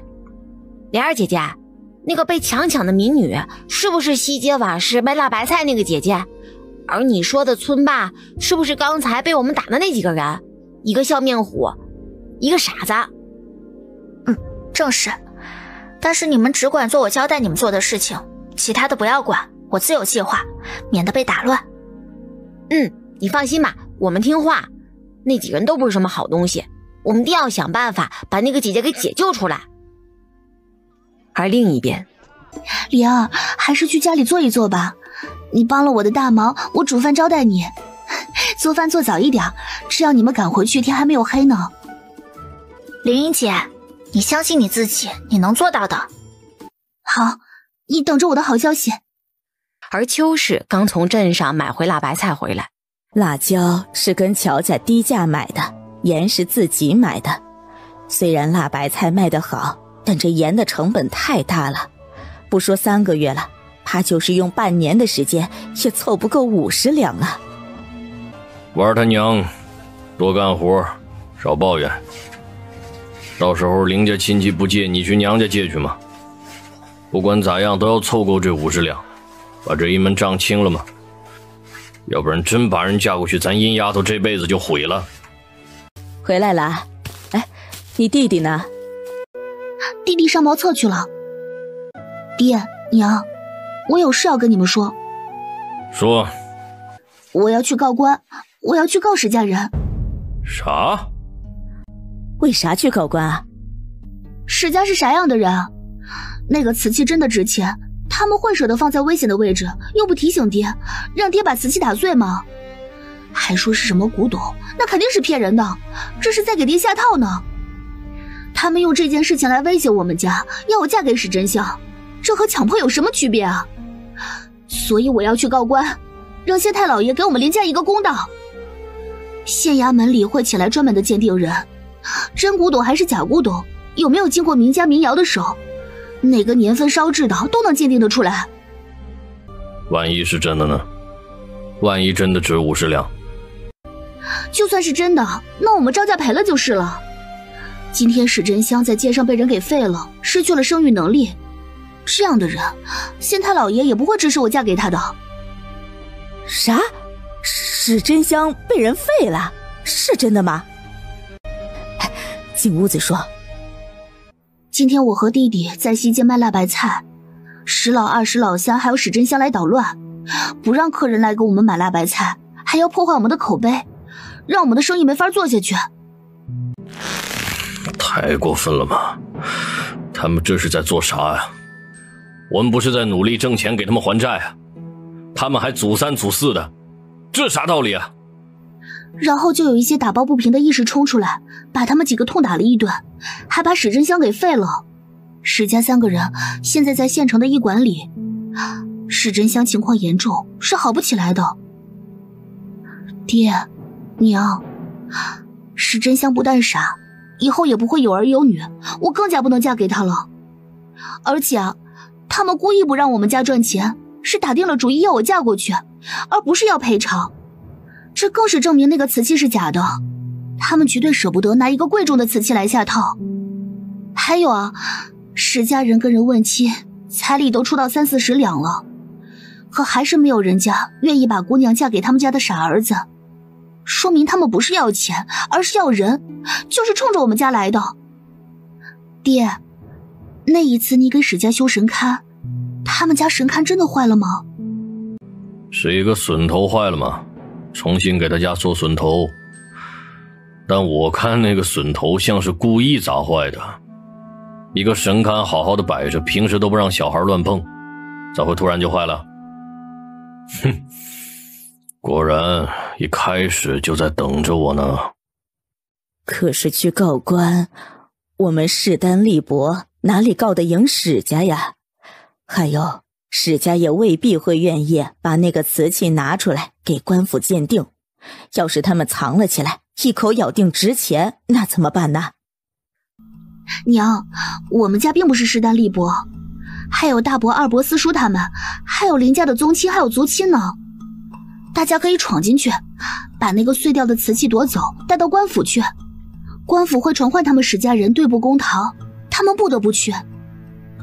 你大伯、二伯、四叔他们你又不是不知道，就怕我跟他们借钱呢，关系都疏远了许多。所以啊，爹，咱们跟他们说明原委，把他们招待的好好的。我相信，知道我们家被下套了，好酒好肉的招待，还让他们知道，史家这样对待林老三家的姑娘，也可能会这样对待他们家的姑娘。他们是肯和我们一起来面对这件事情的。把大伯、二伯、四叔他们，还有把以前走得近的旁系亲戚、爹的那些发小招待好了，大家一带动，这件事情能成。那赌一把，现在就去镇子上买肉买酒来。爹，不用去了，我和弟弟已经买来了。隔了一天，大夫，求求你了，真的没办法了吗？我就这么一个独苗苗啊，要是他废了，以后要咋娶妻生子呀？他已经有了未婚妻，就等着日期到了成亲呢。你们快治好他，多一点医药费也不要紧的。哎呀，我们已经尽力了。你们换到我们家已经是换过几家医馆了吧？几个经验丰富的大夫一起给你儿子治都治不好，还是放弃吧。这个是完全废掉了，再怎么治都无济于事。我们家都治不好，别家更加不可能治好。有未婚妻了，你们就把亲事给退掉，别耽搁了人家的姑娘。退掉？怎么可能呢？就算我的儿子不能生了，她也得嫁给我的儿子，给我们史家当牛做马，给我养老送终，这是她的本分。要不是因为这个贱人，那些混子会打抱不平逞英雄，害了我的儿子吗？都怪他。这些年来，老大夫们积累的经验，还有医馆子最好的药都用上了，实在是没有办法呀。你们另请高明吧。啊，奶，咱们家里的粮食全都卖了吧，留个200斤。啊？全卖了？就留这么一点儿？奶，桌上现在吃的大米，我可以保证一直供应，还会有其他好吃的大米。奶，咱们家这段时间要破财消灾，等把稻谷卖了，就用来购买其他盖房子需要的材料，把账抹平。好，明天是镇子上的接天，全部送镇子上卖，也不脱壳了，就这样连壳带米的卖。清水镇南街，你们家的稻谷咋卖的？老乡，市场价3文钱一斤。能不能少一点啊？现在是秋收季节，不少人都来镇子上卖稻谷呢。大叔，我不行，就要3文钱一斤。我们家稻谷比别家好，这个价已经很低了。我们到一边商量一下。对，先商量一下。大娘，你们先等一等啊。这个沈老四，不知道要出啥馊主意，压价是肯定免不了的了。沈老四，这稻子不卖给你，你用不着跟别人商量。啥？你们到南街瓦市来卖粮食，不是谁都可以买啊？就因为和我们家出不来，你们就不卖给我了？这未免太小肚鸡肠了吧？对，就不卖给你家，你还能抢不成？叔叔伯伯们，你们也看到了我们家的稻谷要饱满一点，你们买了我家的，不仅仅可以拿去做米面，还可以卖种，做种子也比别家的好。这个价已经是让步的了，不可能再降价了。大不了我们多折腾一下，去县城里卖，很快就会卖光。是啊，这些稻子拿去做种，都要长得比往些年份好，肯定会卖得不错的。沈老四还说啊，挑毛病，压价压到1文钱一斤，这不现实嘛。是啊，再劣质的稻子都不可能1文钱一斤，那也太作践庄稼了。你们别买完了，给我留1000斤。家里还有1000多斤，等一下抢快一点。小丫头，我来100斤。我来300斤。给我留300斤。那太过分了吧，故意不卖给我，哪门子的道理嘛？就不卖给你，谁叫你们一开始就起了坏心思？你们沈家一个个的不干人事。玲玲姐，事情怎么样啦？你家的那些亲戚啥的，说服了他们没有？大家都一致同意给我们家出头。吃了头一顿饭，听说我们家是被下套，那个古董很可能是假的，史珍香还被废了，大家都很生气，说我们林家的女儿不能被这样对待。然后我大伯、二伯、四叔他们又带着东西去说动其他亲戚发小，大家也很快就答应了。那怎么到现在还……我大伯说了，这种事情要定好日期，挑一个吉日。也没有多久，过个3天就去抢了那个瓷器告上衙门。我二伯说了，史老二和史真香都在县城，正好到时候要上衙门，就不让他们回去了。如果他们要回去，就把他们给打一顿，让他们继续待在医馆子。现在我的2个堂哥还有1个堂弟都在县城呢，就在那家医馆子附近盯着史老二他们几个。好，干得不错。金丫头，是不是乔家姑娘啊？是呢，娘。莲儿妹妹也很关心我呢。这个主意是不是她给你出的？娘，你为什么这样说啊？娘生你养你还不明白你啊？这样的法子肯定是有人给你支招。你是个直性子，可这个办法绕来绕去的，其中还有对人心的洞察和笼络，你可想不出来。娘，是莲儿妹妹的主意。莲儿妹妹要把我从那水深火热之中给救出来，她是我的恩人，是我们全家的恩人。娘千万不要把这件事情告诉别人，免得给乔家惹祸。特别是史家，一定会记恨乔家，从而2家结怨结仇的。哎呀，我当然不会说了，哪里能连累恩人呢？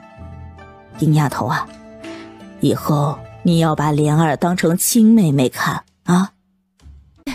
方叔叔，乔姑娘，不知道你在县城啊？我来买点东西。方叔叔，你这是要去哪儿呀？我要回京，连州了。2位公子正在等着我回去呢。方叔叔，方便借一步说话吗？群一家茶楼。方叔叔，这一顿我请你。你这丫头，怎么好意思让你请呢？你把最爱喝的茶、最爱吃的小吃都点上，包在我的身上。好呀，那我就不跟方叔叔客气啦。方叔叔，这一顿我请你。你这丫头，怎么好意思让你请呢？你把最爱喝的茶、最爱吃的小吃都点上，包在我的身上。好呀，那我就不跟方叔叔客气啦。小丫头，我要赶时间，你有啥想说的，直接说吧。方叔叔，你这一次走就不会再来了吧？如果没有特别交代的事儿，基本上不会到这里来了。公子交给我的任务，我已经完成了。那封信我看了，方叔叔也知道上面是什么内容吧？是的，我都知道。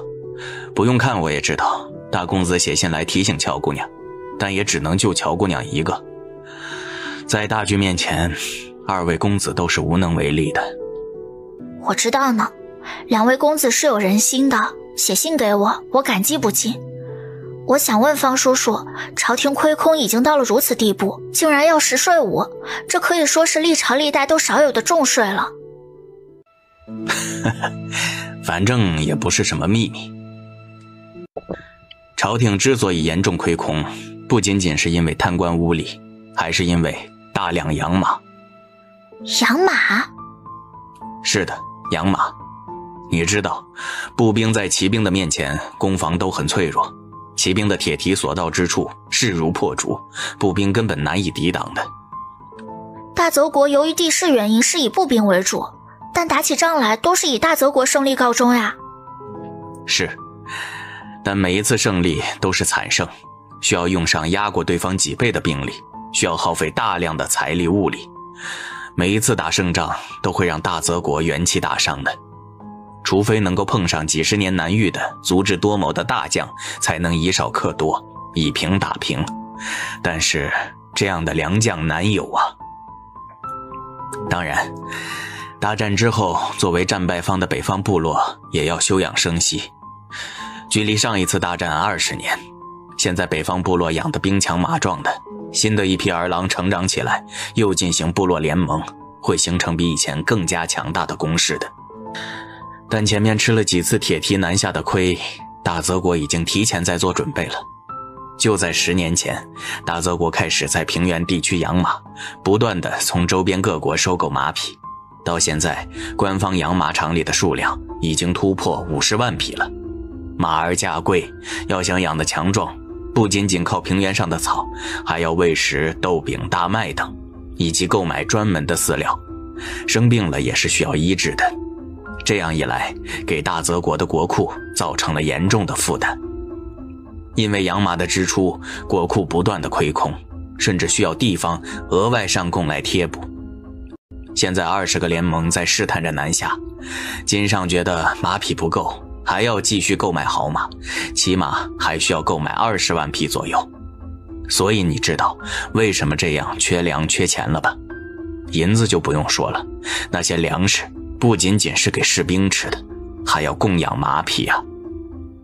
既然养了这么多匹马，那骑兵也该训练起来了。这一次打仗应该会胜利的比较快吧？金上也是抱着这样的想法。金上决定养马，何尝不是想速战速决呢？